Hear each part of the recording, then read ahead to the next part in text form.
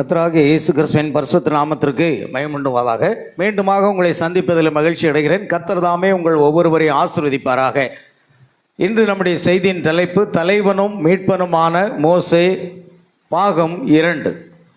Moses the leader and the deliverer.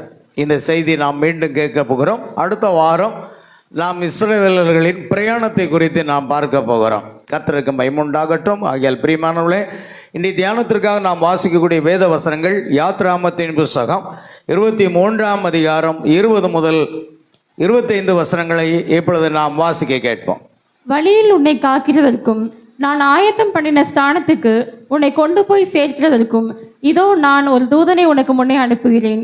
அவர் சமூகத்தில் எச்சரிக்கையாய் இருந்து அவர் வாக்குக்கு செவி கொடு. அவரை கோபப்படுத்தாதே. உங்கள் துரோகங்களை அவர் பொறுப்பதில்லை. என் நாமம் அவர் உள்ளத்தில் இருக்கிறது. நீ அவர் வாக்கை நன்றாய் கேட்டு நான் சொல்வதையெல்லாம் செய்வாயாகில் நான் உன் சத்துருக்களுக்கு சத்துருவாயும் உன் விரோதிகளுக்கு விரோதியாயும் இருப்பேன். என் தூதனானவர் உனக்கு முன் சென்று எமோரியரும் ஏத்தியரும் பெருசியரும் கானானியரும் ஏவியரும் எபூசியரும் இருக்கிற இடத்துக்கு உன்னை நடத்தி கொண்டு போவார். அவர்களை நான் அதம் பண்ணுவேன். நீ அவர்களுடைய தேவர்களை பணிந்து கொள்ளாமலும் சேவியாமலும் அவர்கள் செய்கைகளின்படி செய்யாமலும் அவர்களை நிர்மூலம் பண்ணி அவர்களுடைய சிலைகளை உடைத்து போடுவாயாக. உங்கள் தேவனாகிய கர்த்தரை சேவிக்க கடவீர்கள். அவர் உன் அப்பத்தையும் உன் தண்ணீரையும் ஆசீர்வதிப்பார். வியாதியை உன்னிலிருந்து விலக்குவேன். ஆமேன். வாசிக்கப்பட்ட வேத வசனங்களை கர்த்தர் தாமே ஆசீர்வதிப்பாராக.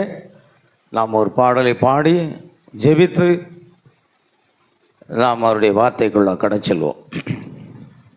Price Lord Jesus. Hallelujah. Praise the Lord. Amen.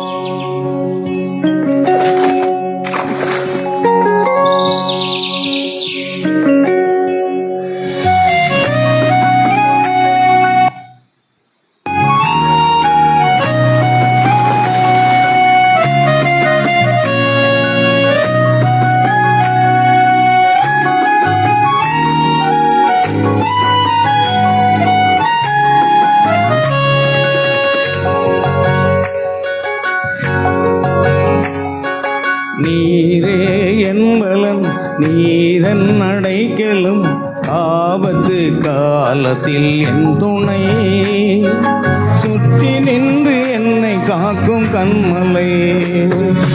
நீரே என்பலன் நீரன் அடைக்கலம் ஆபத்து காலத்தில் என் துணை சுற்றி நின்று என்னை காக்கும் கண்மலை.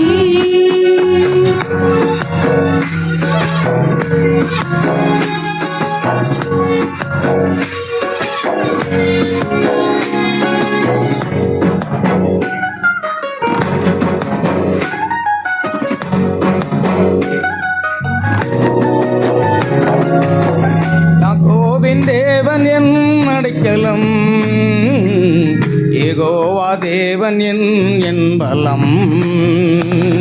யாக்கோபின் தேவன் என் அடைக்கலம், யெகோவா தேவனே என் பலம். காயங்கள் இல்லை வாழ்விலே, நான் இருப்பதோ கர்த்தரின் கரத்திலே. கலக்கமில்லை, பயங்களில்லை வாழ்விலே, நான் இருப்பதோ கர்த்தரின் கரத்திலே.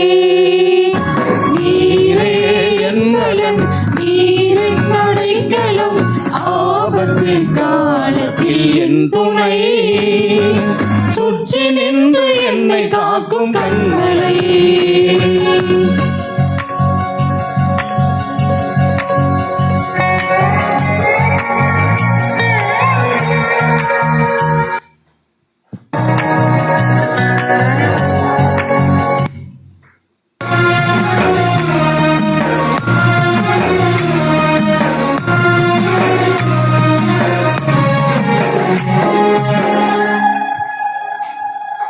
அமர்ந்திருந்து தேவனை நான் அறிகிறேன், அவர் கரத்தில் வலிமை நித்தம் பார்க்கிறேன்.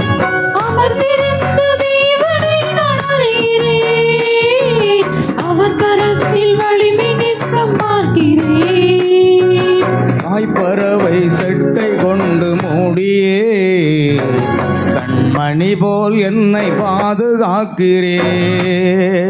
தாய்ப்பறவை செட்டை கொண்டு மூடி கண்மணி போல் என்னை பாதுகாக்கிறேன். நீரே என் பலன், நீரன் அடைக்கலம், ஆபத்து காலத்தில் என் துணை, சுற்றி நின்று என்னை காக்கும் கண்மலை.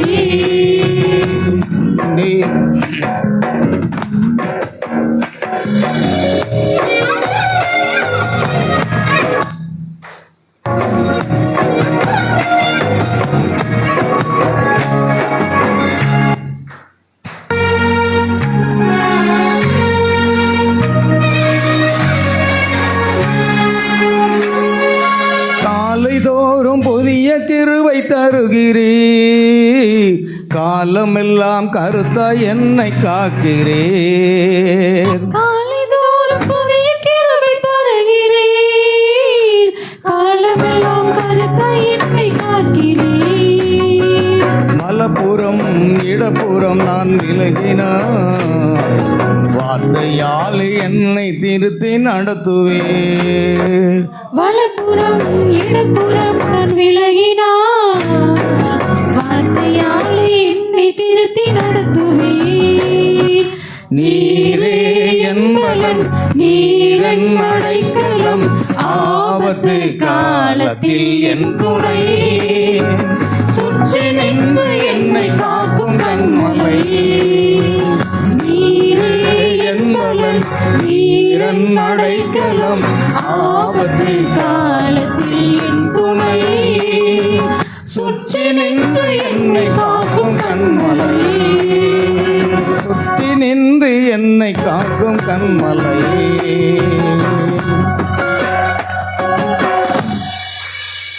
தேவனுடைய வார்த்தை கடச்சிலுவோம், நாம் ஜெபிக்கலாம். அன்பின் பரலோக பிதாவே, எங்கள் ஆண்டவரும் அருமை இரட்சகருமாக இயேசுவை துதிக்கிறோம், சோதரிக்கிறோம். கர்த்தாவே, ஜீவனுள்ள தேவனாக இயேசு கிறிஸ்துனுடைய நாமத்துக்கு மகிமுண்டாகும்படியாக ஆண்டவரே, உம்முடைய நாமத்துக்கு ஸ்தோத்திரம் உண்டாகும்படியாக ஆண்டவரே, நாம் உம்மை துதித்து பாடினோம், உம்மை ஆராதித்தோம். உம்முடைய வார்த்தையை கேட்பதற்காக ஆயத்தமாகிறோம். வாசிக்கப்பட்ட வேத வசனங்களை கர்த்தர் ஆசீர்வதியும். கர்த்தராக இயேசு கிறிஸ்துனுடைய நாமத்திலே வாசிக்கப்பட்ட மகளை ஆசீர்வதிப்பீராக. ஒவ்வொரு வார்த்தைகளையும் கர்த்தர் ஆசீர்வதித்து அதன் மூலமாக உம்முடைய வார்த்தையை நாங்கள் செய்தியை கேட்கத்தக்கதாக பரிசுத்த ஆவியானவர் அடியினுடைய நாவுகளை பிடித்து கொண்டு நீர் பேசுவீராக. அதை கேட்க போகிற ஒவ்வொருடைய பிள்ளைகளும் ஆத்துமாக்களும் ஆசீர்வதிக்கப்படட்டும். நீரே பொறுப்படுத்திக் கொள்ளும். துதி கன மகிமை யாவற்றையும் உமக்கு செலுத்துகிறோம். கர்த்தராகிய இயேசு கிறிஸ்துவின் நாமத்தில் கேட்கிறோம் பிதாவே, ஆமென். நமஸ்காரம்.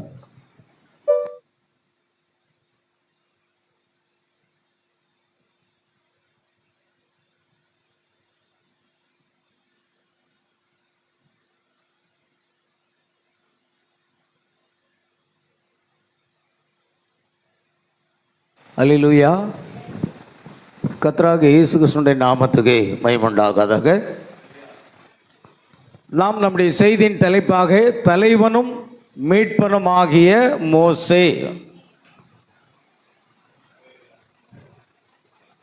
Moses the leader and the deliverer. பாகம் 2.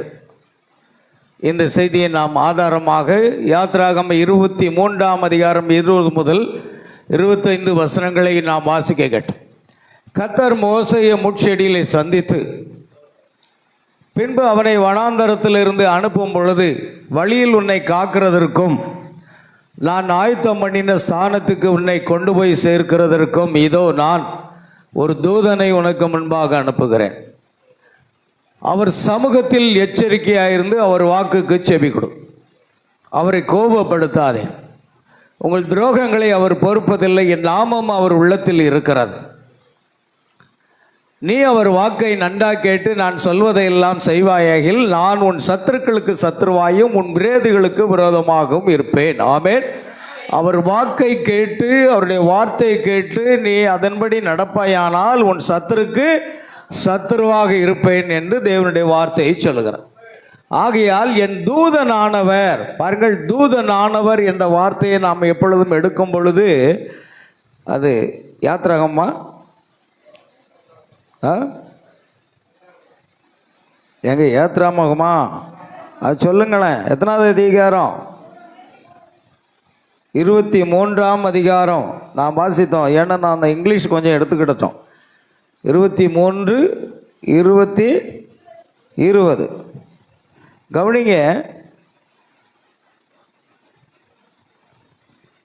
என் தூதனானவர் உனக்கு முன் சென்று எமோரியரும் ஏத்தியரும் பெருசியரும் கானானியரும் ஏவியரும் எபிசியரும் இருக்கிற இடத்துக்கு உன்னை நடத்தி கொண்டு போவார். நான் அவர்களை அதம் பண்ணுவேன். என் தூதனானவர் என்ற வார்த்தையை for mine angel shall go before தி.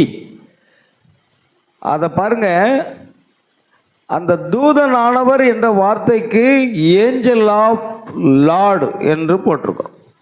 கர்த்தருடைய தூதனானவர் என்ற வார்த்தை எப்பொழுதுமே யாத்ராகமம் 3ஆம் அதிகாரத்திலே நாம் அதை குறித்து பார்க்கலாம். தூதனானவர் என்ற வார்த்தை எப்பொழுது எதை சொல்லுகிறது? அது ஏஞ்சல் ஆஃப் த லார்ட், பெரிய எழுத்துக்களில் இருக்கும். அப்படின்னா அது கர்த்தர் தாமே என்பதை நீங்கள் கவனிக்க வேண்டும். கர்த்தர் தாமே பற்றி எறிகிற முட்செடிவின் நடுவிலே தோன்றி அல்லேலூயா மோசேக்கு தரிசனமானார். சரி, இப்போ நாம் கவனிக்கிறோம். நீ அவர்களுடைய தேவர்களை பணிந்து கொள்ளாமலும் சேவியாலும் அவர்கள் செய்கின்படி செய்யாமலும் அவர்களை நிர்மூலம் பண்ணி அவர்களுடைய சிலைகளை உடைத்து போடுவாயாக. உங்கள் தேவனாகிய கர்த்தரையை சேவிக்க கடவீர்கள். அவர் உன் அப்பத்தையும் உன் தண்ணீரையும் ஆசீர்வதிப்பார். வியாதியை உன்னிலிருந்து விலக்குவேன். தேவன் கொடுக்கிற ஒரு வாக்கு. நீ இப்படி நடப்பாயானால் நான் இப்படி உன்னை ஆசீர்வதிப்பேன். தேவன் நமக்கு ஒரு நிபந்தனையை வைக்கிறார்.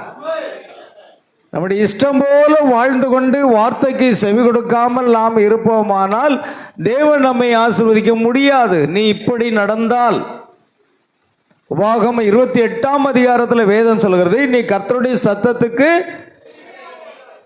உண்மையாய் கீழ்ப்படிந்து நடப்பாயானால் இப்பொழுது சொல்லப்படுகிற ஆசீர்வாதங்கள் எல்லாமே உனக்கு வந்து பலிக்கும். ஆண்டவரே என்னை ஆசீர்வதியும் ஆசீர்வதியும் ஆசீர்வதி என்ற ஜெபத்தை விடுங்க. அதுக்கு பதில் ஒன்று செய்யுங்க. அவருடைய சத்தத்திற்கு, அவருடைய வார்த்தைக்கு கீழ்ப்படிந்து நடங்க. தன்னாலே ஆசீர்வாதம் வரும். ஆசீர்வாதத்தை வா வான்னு கூப்பிட வேண்டாம், தாங்க தாங்கன்னு கூப்பிட வேண்டியதில்லை. ஏன்னா ஏற்கனவே தேவன் இஸ்ரவேலர்களை பார்த்து சொல்லுகிறார், இஸ்ரவேலை ஆசீர்வதிப்பது எனக்கு பிரியம் என்று சொன்னார். அவருடைய பிள்ளைகளை ஆசீர்வதிப்பது அவருக்கு பிரியம். ஆனால் நாம் அதை என்ன சொல்றோம்? சுதந்திரித்து கொள்ளணும். அப்படின்னா நாம் செய்கிற காரியங்கள் கர்த்தருக்கு எப்படி இருக்கணும்? பிரியமாக இருக்கணும். அவர் கொடுக்குற ஒரே நிபந்தனை தான், என் வார்த்தைக்கு நீங்கள் கீழ்ப்படிங்க. ஆபிரகாமே, நீ என் சொல்லுக்கு கீழ்ப்படிந்தபடினால் உன்னை ஆசீர்வதிக்கவே ஆசீர்வாதம் தானா வரும். ஆசீர்வாதம் என்ன செய்யுங்க? தானா வரும். ஆனால் ஒன்று தேவன் என்ன செய்ய வேண்டும்? நீ ஆமென். எங்க போச்சு? அல்லேலூயா. பாருங்க, உங்கள் தேவனாகிய அவர்கள் தேவர்களை பணிந்து கொள்ளாமலும் சேவையாகலாம் அவர்கள் செய்கின்படி செய்யாமலும் அவர்கள் நிர்மூலம் பண்ணி அவர்கள் சிலைகளை உடைத்து போடுவதனால் நீ கர்த்தருடைய வார்த்தை கீழ்ப்படுவானால், ஆமென், இன்னும் மேல இருக்கு, ஆமென். அவர் நீ என் வாக்கை நன்றாய் கேட்டு நான் சொல்வதையெல்லாம் செய்வாயாகில் நான் உன் சத்துருக்களுக்கு சத்துருவாயும் உன் விரோதிகளுக்கு விரோதமாக இருப்பேன். ஆகையால் இந்த ஆசீர்வாதம் உனக்கு பலிக்கும். நாம் செய்ய வேண்டிய காரியம் அதுதான். அவருடைய வார்த்தைக்கு மட்டும் கீழ்ப்படிங்க. ஆசீர்வாதம் உங்களுக்கு தானா வரலன்னா என்ன கேளுங்க. நான்லாம் அந்த அடிப்படையில் தான் போகிறேன். தவறுகள் இருக்கலாம், நம்ம இடத்துல சிறு குறைகள் இருக்கலாம், ஆனால் தேவன் அதை கணக்கில் வைப்பார், வைக்க மாட்டார். ஆனால் நாம் வார்த்தைக்கு வாஞ்சியாக இருக்கிறோமா, வார்த்தைக்கு ஒரு வைராக்கியமாக இருக்கிறதா என்று தான் தேவன் பார்ப்பார். முதல்ல நம்முடைய முழு சிந்தையும் வார்த்தைக்கு இருக்கணும். நம்மிடத்தில் இருக்கிற குறைகளை தேவன் பார்க்கல, என் வார்த்தை மீது எவ்வளவு வாஞ்சியாக இருக்கிறான் என்று அவர் பார்க்கிறார். அவன் என்னிடத்தில் வாஞ்சியாக இருக்கிறபடினால் நான் அவனை என்ன செய்வேன், விடுவிப்பேன். அவர் யார்? வார்த்தையாக இருக்கிறார். ஆதியிலே வார்த்தை இருந்தது, வார்த்தை தேவனிடத்தில் இருந்தது, வார்த்தை தேவனாக இருந்தது என்றதாக நாம் வேதத்திலே பார்க்கிறோம். அல்லேலூயா. வார்த்தை தேவனாக இருந்தது. ஆகையால் வார்த்தைக்கு கீழ்ப்படியும் போது எல்லா ஆசீர்வாதங்களும் வரும். உபாகமம் 28ஆம் அதிகாரத்தில் வீட்டுக்கு சென்று நிதானமாக வாசியுங்கள். தேவன் அது மாத்திரமல்ல, உன் அப்பத்தையும் உன் தண்ணீரையும் கூட நான் ஆசீர்வதிப்பேன். வியாதியை உன்னிலிருந்து விலக்குவேன். வியாதி போயிடும். எப்படிப்பட்ட வியாதியா இருந்தாலும் உங்களை விட்டு போய்விடும். நீங்க செய்ய வேண்டியது ஒன்றே ஒன்று, தேவன் மீது அன்பு கொண்டு அவருடைய வார்த்தைக்கு வைராக்கியமாக இருந்து ஆபிரகாமை போன்று கீழ்ப்படியவர்களாக இருந்தால், தேவனுடைய ஒவ்வொரு வார்த்தைக்கு நாம் கீழ்ப்படியவர்களாக இருந்தால் ஆசீர்வாதம் வரும். உலகத்தார சொல்றான், கொடுக்கிற தெய்வம் கூரையை பிச்சுக்கிட்டு கொடுக்குமா. கொடுக்கிற தெய்வம் கூரையை பிச்சுட்டு கொடுக்கணும். அவனுடைய விசுவாசத்தை பாருங்க. அல்லேலூயா. அப்போ நாம வார்த்தைக்கு நீங்கள் கீழ்ப்படிங்களா? எந்தெந்த வார்த்தை கீழ்ப்படியல? ஜெபம் பண்ணும்போது தேவ சமூகத்தில் இருந்து ஜெபிக்கும் போது, ஆண்டவரே நான் எந்தெந்த வார்த்தைக்கெல்லாம் கீழ்ப்படிக்கல, இன்னும் ஏதாவது என்கிட்ட குறை இருக்கிறதா, நான் வார்த்தைக்கு என்னுடைய ஜீவியத்துக்கு எதெல்லாம் வித்தியாசமாக இருக்குன்னு கேட்டிங்கன்னா, அந்த ஜெபத்தில் சும்மா இருக்கணும். ஒரு மணி நேரம் எனக்கு சர்ச்சை பக்கம் வந்து ஞாயிற்றுக்கிழமை மட்டும் அடுத்த ஞாயிற்றுக்கிழமை தானே பார்க்க முடியுது. நேரம் கிடைக்கும்போது தனியாக வரணும். தனி ஜெபம் வேற, சபையார் சேர்ந்து ஜெபிக்கிற வேற ஜெபம் வேற, கூட்டு ஜெபம் வேற. ஆனால் தனி ஜெபம் தான் சிறப்பானதுன்னு சொல்லி தீர்க்கதரிசி சொல்றார். ஜெபத்தை பற்றி நாம் பேசும்போது உங்கள் வாழ்க்கையில் தனி ஜெபத்துக்கு அதிக நேரம் ஒதுக்குங்க. அங்கே தான் நீங்கள் தேவனோடு பேச முடியும். சபையார் கூடி ஜெபிக்கிறோம், பெண்கள் கூடி ஜெபிக்கிறீங்க, அதெல்லாம் குடும்ப ஜெபம் இருக்கிறது, அதெல்லாம் சிறப்பு. அதை விட சிறப்பானது தனி ஜெபம். ஆமென். தனி ஜெபத்துக்கு ஒரு நாளைக்கு எவ்வளவு நேரம் நீங்க தனியா இருந்து ஜெபிக்கிறீங்க? அந்த விஷயத்தில் நம்ம எல்லாரும் முட்டை தான் வாங்குவோம். அந்த விஷயத்தில் நம்ம எல்லாரும் என்ன செய்யும்? முட்டை வாங்குவோம். முட்டை விலை கூட்டிகிட்டு போகுது. முட்டை வாங்கினாலும் பரவாயில்ல பாஸ்டர், முட்டை விலை இப்போ கூட தான். ஆமென். ஆனால் தனி ஜெபத்தில் நீங்கள் எந்த அளவுக்கு நீங்கள் அங்கே தரித்து இருக்கிறீர்களோ அந்த அளவுக்கு தான் தேவன் உங்களோட இடைவிடுவார். அது நல்லா கவனிங்க. ஆமென். கவனிங்க. ஆகையால் பிரியமானவர்களே, இப்பொழுது என்னன்னா தேவன் என்ன செய்கிறார் பாருங்கள். அப்போஸ்தலரில் நம்ம பார்க்குறோம், தேவன் என்ன செய்கிறார்? மோசேயை தலைவனாகவும் மீட்பனாகவும் அனுப்பினார் இல்லையா? அப்போஸ்தலரில் நம்ம ஏற்கனவே அதை குறித்து நம்ம பார்த்துருக்குறோம். அப்போஸ்தலர் 7ஆம் அதிகாரத்தில் 35ஆம் வசனத்தில் நம்ம அதை பார்த்துருக்குறோம். உன்னை அதிகாரியாகவும் நியாயாதிபதியாகவும் ஏற்படுத்தினவன் யார் என்று சொல்லி அவர்கள் மறுதளித்திருந்த இந்த மோசே தானே தேவன் முச்சடியில் அவனுக்கு தரிசனமான தூதனாலே தலைவனாகவும் மீட்பனாகவும் அனுப்பினார். பாருங்க, அவன் யாரா இருக்கிறான் பார்த்தீங்களா? ஆமென். அல்லேலூயா. அவன் God sent to be a ruler and a deliverer. அந்த ரூலருங்கிற வார்த்தைக்கு தான் நாம் என்ன போட்டிருக்கிறோம்?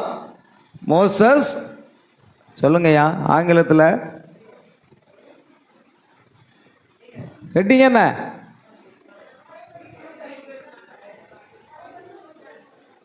ஆமென். மோசஸ் தலைவனுக்கு இங்கிலீஷில் என்னங்க போட்டுங்க? எடுத்து காட்ட பாட்டாக்கன்னு லீடர்.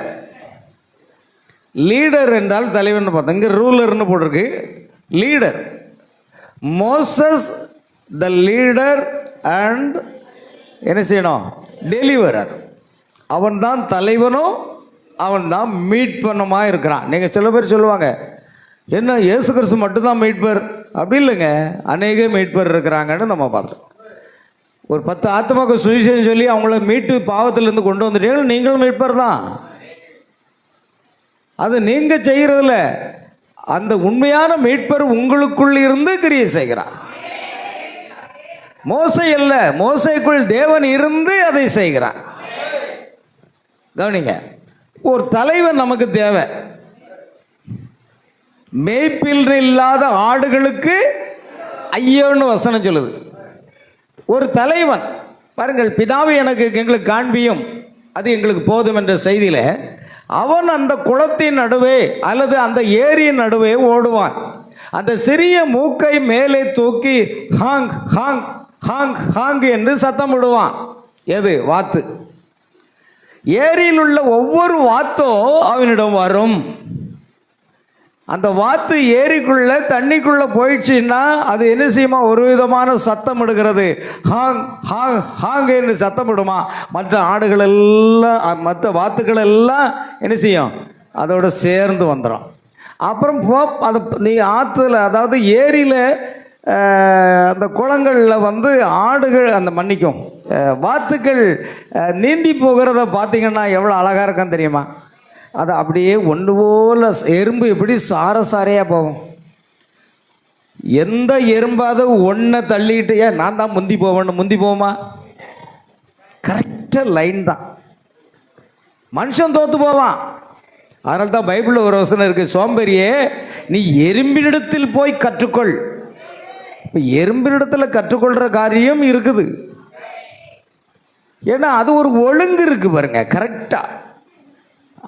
இப்போ ஒரு தலைவன் இருக்கிறான். இந்த வாத்துக்கு ஒரு தலைவன் பாருங்க. அது அந்த தலைவன் மற்றவர்களெல்லாம் அழைப்பதற்கு என்ன செய்கிறது? ஹாங் ஹாங் ஹாங்னு ஒரு சத்தம் எடுக்கிறது. எல்லா வாத்துக்களும் வந்து அந்த தலைமை வாத்து முன்னால் போகும்போது பின்னால் எல்லாம் செட்டாக போகும். அது வளைஞ்சி போச்சுன்னா இதுவும் வளைஞ்சி போகும். அது அந்த பக்கம் வந்துச்சுன்னா அந்த பக்கம் வரும். நீங்கள் எதையா பார்த்துருக்கீங்களா ஏரியில் வாத்து நீந்தி போகிறத? அதுக்கு தீர்க்கதரிசி என்ன சொல்கிறாருன்னா, இயற்கையாகவே தேவன் அதுக்கு ஒரு தலைவரை கொடுத்துருக்கிறார். ஒரு தலைவன். அந்த தலைவனுக்கு கீழ்ப்படிஞ்சு எல்லாம் வாத்து போகும். அதே போல் எறும்பு பாருங்க, முத ஒரு தலைவன் எறும்பு முன்ன போகும். அது எங்கெல்லாம் வளைஞ்சி போகுதோ அங்கெல்லாம் பின்னால் உள்ள எறும்பு நிச்சயம் அப்படியே நேராக போகும். எல்லாமே ஒழுங்கு. அதான் பவுல் சொல்கிறார், நீங்கள் எதை செய்தாலும் ஒழுங்கும் கிரவமாக செய்யக்கூடாது. அதான் 10 மணிக்கு ஆறாதுன்னா 10 மணிக்கு உள்ளே இருக்கணும். அதுதான் ஒழுங்கு. நீங்கள் 10 மணிக்கு 10:30 மணிக்கு 10:45க்கு 11க்கு 11:30க்கு 12க்கு ஆமீன் போடுற நேரம் இது ஒழுங்கே கிடையாது. முதல்ல ஒழுங்கை நிலைநாட்டுங்க சபையில். உங்களுக்கு அது புரியறதில்லை, ஆனால் அப்படி இல்லை. பைபிள் அப்படி தான் சொல்ல, சகலமும் என்ன செய்யணும்? ஒழுங்கும் கிரமமாக செய்யணும். அடுத்தல 6வது நேரத்தில் எப்போ பார்த்தாலும் வெளியே எழுந்து போகிறது வர்றது இருக்கக்கூடாது. நான் பீடத்துக்கு வந்தாச்சுன்னா இனி 1:30க்கு தான் வெளியே போவேன். 1 மணிக்கு தான் 6:30 முடிஞ்ச பிறகு போவேன். அதுக்கு பிறகு போவேன்னா நான் பிரசங்கம் பண்ணிக்கிட்டு இருக்கும்போது 1 நிமிஷம் நான் கொஞ்சம் ரெஸ்ட் ரூம் போயிட்டு வந்துடுறேன் அப்படின்னு நான் போனால் என்ன ஆகும்? நான் போகிறதில்ல. ஆனால் நீங்கள் போகிறீங்களா? ஒரு தடவை இல்லை, 2 தடவை இல்லை. சரி, அப்படியே ஒரு சூழல் வந்தால் காணிக்கை போடுற சமயத்தில் காணிக்கையை செலுத்திட்டு அந்த நேரத்தில் போயிட்டு ஆயத்தம் பாருங்க. கடைசி எல்லாரும் எழுந்திருந்து ஜெபத்திற்காக தலைவணங்க அந்த நேரத்தில் பார்க்க. அப்போ நீ கடைசி ஆசீர்வாதத்தை இழந்து போவீங்க. ஜெப நேரத்தில் யாராவது வெளியே போவீங்கன்னா அந்த ஆசீர்வாதம் உங்களுக்கு அங்கே முடிந்து விடும். அப்போ ஒழுங்கு இருக்கணும். எல்லாத்துலேயும் என்ன இருக்கணுங்க? ஒரு ஒழுங்கு என்பதை பவுல் அப்படித்தான் நமக்கு கற்றுக் கொடுக்குறார். அப்போ பாருங்க, எறும்பு இடத்துல ஒழுங்கு இருக்கு, அந்த வாத்துக்கு ஒழுங்கு இருக்குது. இன்னும் கவனிங்க, அந்த ஏரியில் ஒவ்வொரு வாத்தும் அவனிடம் வரும். அந்த வாத்து ஒரு தலைவன் அவர்களுக்கு தெரியும். பார்த்தீங்களா, அந்த வாத்தில் ஒரு தலைவனை கண்டுபிடித்து அந்த தலைவனுக்கு பின்னால தான் மற்ற வாத்துகள் போகும். ஒரு எறும்பு தலைவனாக இருக்கும், அதுக்கு பின்னால எல்லா எறும்பும் போகும். ஆமென், அல்லேலூயா. பாருங்கள், கேள்வியில் அவன் அந்த ஏரியை விட்டு வெளியேறியதே இல்லை. அந்த ஏரியை விட்டு அந்த வாத்துக்கள் என்ன செய்யாதான், வெளியே போகாது, அங்கே தான் இருக்கும். அது அங்கே ஏரிக்குள்ளே நீந்தி கொண்டு அந்த கரைக்கு அந்த பக்கம் போய் இங்கே போய் எங்கேயாவது மீன் கிடைக்குன்னா அதை சாப்பிட்டுட்டு அப்படியே இருக்கும். பாருங்க, அல்லேலூயா. ஆனால் ஒரு விசுவாசி ஒரு சபையில் உருப்படியாக இருக்க மாட்டானே. வார்த்தை விட மோசம் விசுவாசி. ஒரு சபையில் வார்த்தை இருக்குது, சத்தியம் இருக்குது, தேவன் ஒரு தலைவனை கொடுத்துருக்கிறாரு, நீ அதை பின்பற்றதை விட்டுக்கிட்டு ஒவ்வொரு சபையை அலைந்து கொண்டிருக்கிறாயே, இது ஒழுங்கீனமா இல்லையா? சொல்லுங்க பார்க்கலாம். தீர்க்கதரிசி சொல்றார், எந்த சபையில் வார்த்தை இல்லையோ நீங்கள் அதை விட்டு வெளியேறலாமே தவிர சிறு சிறு காரியத்திற்காகவோ சிறு சிறு பிரச்சனைக்காகவோ சிறு சிறு மனஸ்தாபத்துக்காகவோ சபை விட்டு வெளியேறுவது முட்டாள்தனம்னு சொல்றார். வார்த்தை இல்லைன்னா நீங்க வார்த்தை உள்ள ஒரு சபைக்கு போகலாம், உங்களை யாரும் தடுக்க முடியாது. என்ன சொல்றார்? சபையை தெரிந்து கொள்வது சுயாதீனம்னு சொல்றார். ஆமென். ஆனால் வார்த்தை இருந்தும் நீங்க சும்மா கோவப்பட்டுக்கிட்டோம், சண்டை போட்டுக்கொண்டோம், பிரச்சனை பண்ணிக்கொண்டோம், இப்படி இருந்து அதனால நீங்க மாறி போகணும்னா நீங்க விசுவாசியே கிடையாது. யார் சொன்னா உங்களை விசுவாசின்னு? ஒழுங்குங்கிறது இல்லை அப்படின்னா போச்சு. வார்த்தை விட மோசம், எறும்பை விட மோசம். சில விசுவாசிகளுடைய செயல்பாடு அப்படித்தான் இருக்கிறது. ஆமென். பாருங்கள், இதை ஏன் நான் செய்தியிலிருந்து எடுத்திருக்கேன்னா, தேவன் மோசே என்ற ஒரு தலைவனைப்பும் கொடுக்கிறார். கேள்விகளும் பதில்களும் பாருங்க, அதுகளுக்கு ஏரியை விட்டு வெளியேறியதில்லை. அவனுக்கு தேவன் ஒரு உள்ளுணர்வு இருக்கிறது, ஒரு ஒழுக்கத்தின்படி செயல்பட வேண்டும் என்ற ஒரு உள்ளுணர்வை தேவன் அந்த வாத்துகளுக்கு கொடுத்திருக்கிறார், அந்த எறும்புகளுக்கு கொடுத்திருக்கிறாராம். அந்த உள்ளுணர்வின்படியே தான் அது செயல்படும். ஆமென். அடுத்தது கவனிங்க, கேள்விகளும் பதிலும். இந்த வாத்துக்கள் குள்ள வாத்துகள் வேறு எதுவாய் இருந்தாலும் அல்லது தேனீக்கள் ஒவ்வொன்றுக்கும் ஒரு தலைவன் உண்டு. தேனீ கூட்டம் இருக்கு பாருங்க, அதுக்கு என்ன இருக்கு? ஒரு ராணி தேனி, ஒரு தேனியை சொல்லுவாங்க ராணி தேனின்னு சொல்லுவாங்க. ஒரு தலைவன் இருக்கும். ஒரு ராணி தேனி மரித்தால் சம்பவிப்பது என்ன என்று நீங்கள் அறிவீர்கள். ஒரு வழிநடத்தும் குள்ளவாத்து மரித்தால் மற்றொன்றை, ஆமென், அவைகள் தங்களுக்கு என்ன பெற்றுக்கொள்ளும். அந்த தலைவன் வாத்து மரித்தால் இன்னொரு தலைவனை அது தேர்ந்து கொள்ளுமா? ஆமென். அதே போல ராணி தேனி மரித்து விட்டால் இன்னொரு ராணியை அது தெரிந்து கொள்ளும். பாருங்கள், அவைகளுக்கு ஒரு தலைவன் இருக்கத்தான் வேண்டும். தேவன் எல்லாத்துக்கும் யாரை வச்சிருக்காரு? தலைவன். எறும்புக்கு தலைவன் இருக்கிறான், வாத்துக்கு தலைவன் இருக்கிறான், தேனீக்களுக்கு தலைவன் இருக்கிறான். உங்களுக்கு தலைவன் வேண்டாமா? கவனிங்க, அடுத்ததாக பார்ப்போம். ஆகவே மனிதனும் ஒரு தலைவனை கொண்டிருக்கத்தான் வேண்டும். நான் இஷ்டப்படித்தான் வாழ்வேன் அப்படின்னு சொன்னா உங்களுக்கு தலைவன் இல்லாத ஆடுகளுக்கு ஐயோன்னு வசனம் சொல்லுது. ஆமென். அந்த தலைவர் பரிசுத்த ஆவியானவரே. பரிசுத்த ஆவியானவர் சபையில் முதலாவதாக அப்போஸ்தலர்களையும் அதற்கு பிறகு தீர்க்கதரிசிகளையும் சுவிசேஷர்களையும் மேய்ப்பரையும் போதகர்களையும் வைக்கின்றார். சில சமயங்களுக்கு முன்பாக யாரோ ஒருவர், ஒரு சகோதரன் பிரணாம், எங்களுக்கு போதிக்க யாரும் அவசியம் இல்லை, ஏன்னா பரிசுத்த ஆவியானவர் வரும் பொழுது போதிக்க யாருமே எங்களுக்கு தேவையில்லை என்றார். ஏன்னா வசனம் சொல்லுது, 1 யோவான் 2:27 வசனத்தை எடுத்து அவர் சொல்றாரு, எங்களுக்கு சபை தேவையில்லை, எங்களுக்கு யாரும் போதிக்க வேண்டியதில்லை, எங்களுக்கு ஒரு தலைவனும் தேவையில்லைன்னு நீங்கள் என்னைக்கு சொல்றீங்களோ அன்னைக்கு தேவனுடைய பிரமாணத்தை விட்டு வார்த்தையை விட்டு நீங்க விலகுறீங்கன்னு அர்த்தம்.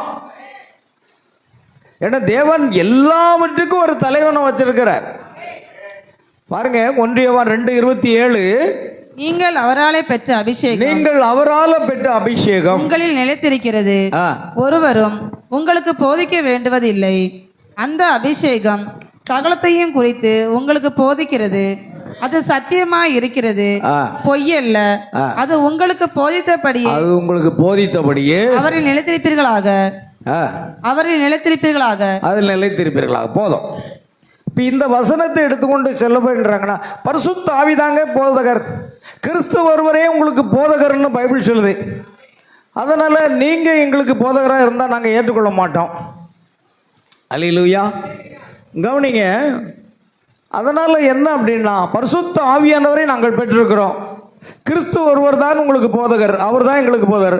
பரிசுத்த ஆவியை எப்படி நடத்துகிறாரோ ஒருவனும் உங்களுக்கு போதிக்க வேண்டிய அவசியம் இல்லை. அந்த அபிஷேகம் சகலத்தை குறித்து உங்களுக்கு போதிக்கிறது. அந்த அபிஷேகம் போதிக்கிறபடியே நீங்கள் அதில் நிலைத்திருப்பீர்களாகன்னு சொல்லியிருக்கு.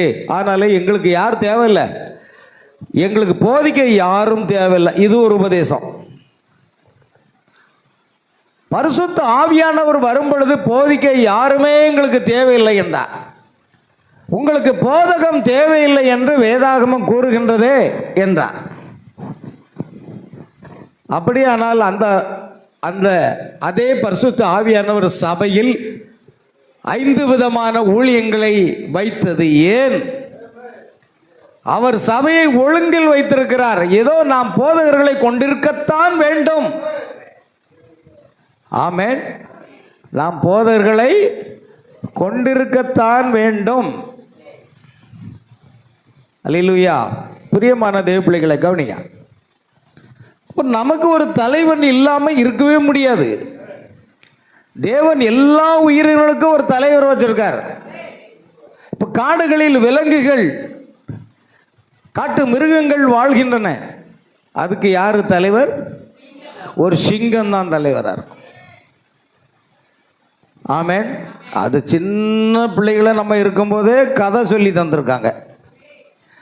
காட்டில் ஒரு ராஜா சிங்கம் இருந்தான்னா நம்ம சின்னதுலேருந்தே படிச்சிருக்கோம். அப்போ எல்லாருக்குமே என்ன இருக்குங்க? ஒரு தலைவர் இருக்கு. ஆனால் இவர்கள் என்ன செய்கிறாங்க? எங்களுக்கு யாரும் தலைவர் வேண்டாம், எங்களுக்கு போதிக்க யாரும் தேவையில்லை, எங்களுக்கு நடத்த யாரும் தேவையில்லை, பரிசுத்த ஆவி இருக்கிறார். ஆனால் தீர்க்கதரிசி என்ன சொல்லுகிறார்? பரிசுத்த ஆவி தான் நடத்துவார். ஆனால் சபையை ஒழுங்குபடுத்தி நடத்துவதற்கும் அவர்கள் பூரண புருஷராக மாறுவதற்கும். ஆமென். எபேசியரா 1 கொரிந்தியரா? எபேசியர் தானே? ஒரு வசனத்தை எடுங்க.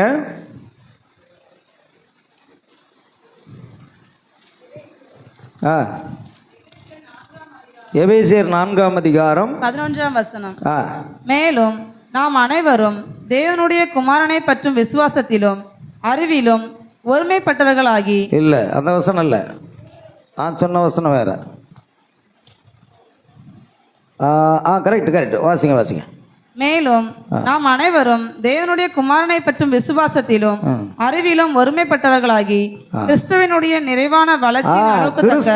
நிறைவான வளர்ச்சிக்கு தக்கதாக பூரண புருஷராகும் வரைக்கும். பாருங்க, பூரண புருஷராகும் வரைக்கும் பரிசுத்தவான்கள் சீர்பொருந்தும் பொருட்டு சுவிசேஷ ஊழியர்களுக்காக. பரிசுத்தவான்கள் சீர்பொருந்தும் பொருட்டு அப்படி அல்ல. சீர்பொருந்துதல் என்பது தமிழில் எழுதியிருக்கு. இவ்வளோ நாளும் நம்ம அப்படி தான் நினச்சிக்கிட்டு இருந்தோம், சீர்பொருந்துதல் என்று. ஆனால் உண்மையாகவே நீங்கள் பைபிள் படி பார்த்தீங்கன்னா அதுக்கு பேர் என்ன சொல்லியிருக்கு? நல்லா கவனிக்கணும். எபேசியரில், ஆமென், எபேசியர் 4:11 வசனத்தை நீங்கள் வாசித்து பார்த்தீங்கன்னா அங்கே என்ன சொல்லியிருக்கேன்னா, and he gave some up. அது இல்லையா? எந்த வசனம்? 12. For the perfecting of the science. அதாவது சீர்பொருந்துதல் அல்ல, பரிபூரணப்படுதல் என்று ஆங்கிலத்தில் எழுதியிருக்கிறார். For the perfecting of the science. இந்த 5 ஊதியங்கள் மட்டும்தான் சபையை, மணவாட்டியை என்ன செய்யும்? பரிபூரணப்படுத்தும்.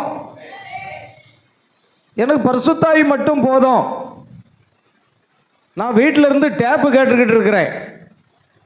தீர்க்கதரிசி செய்தியை டேப்பை நான் ஒரு நாளைக்கு ஒரு செய்தியை கேட்டுருவேன். அதுவல்ல, நீங்கள் டேப்பு செய்தியை கேட்கணும், புஸ்தகம் படிக்கணும், ஆனால் ஆராதனை நேரத்துக்கு பிறகு உங்களுக்கு சமயம் கிடைக்கும் போதெல்லாம் தினமும் நீங்கள் செய்தி கேட்கணும்.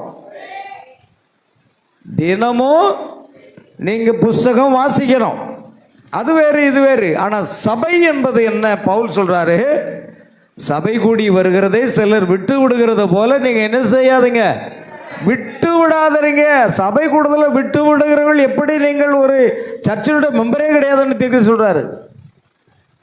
ஒரு சர்ச்சில் நீங்கள் ஒரு உறுப்பினராக இருக்கீங்கன்னா நீங்கள் தவறாமல் சபைக்கு சென்று உங்கள் காணிக்கைகளினாலும் தசம பாகங்களினாலும் அந்த ஊழியத்தை என்ன செய்யணும், தாங்க வேண்டும். அப்படிப்பட்டவர்கள் தான் சபையின் உறுப்பினர்கள்.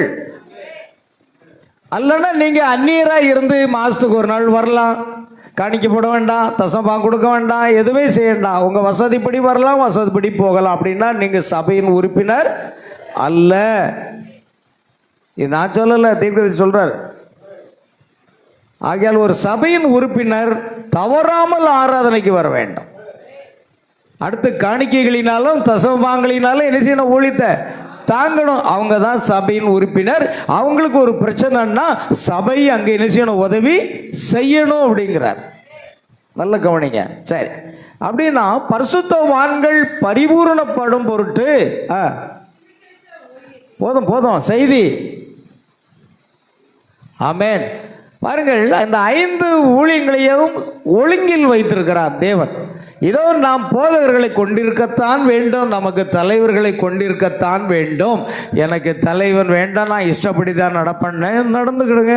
உங்களை யார் கேட்கா? ஆண்டவர் சொல்றாரு, மேய்ப்பன் இல்லாத ஆடுகளாக இருந்தால் அவர்களுக்கு என்னதான் ஐயோ. உங்களுக்கு ஒரு மேய்ப்பன் இருக்கணும். மேய்ப்பன் இருந்தால் மட்டும் போதாது.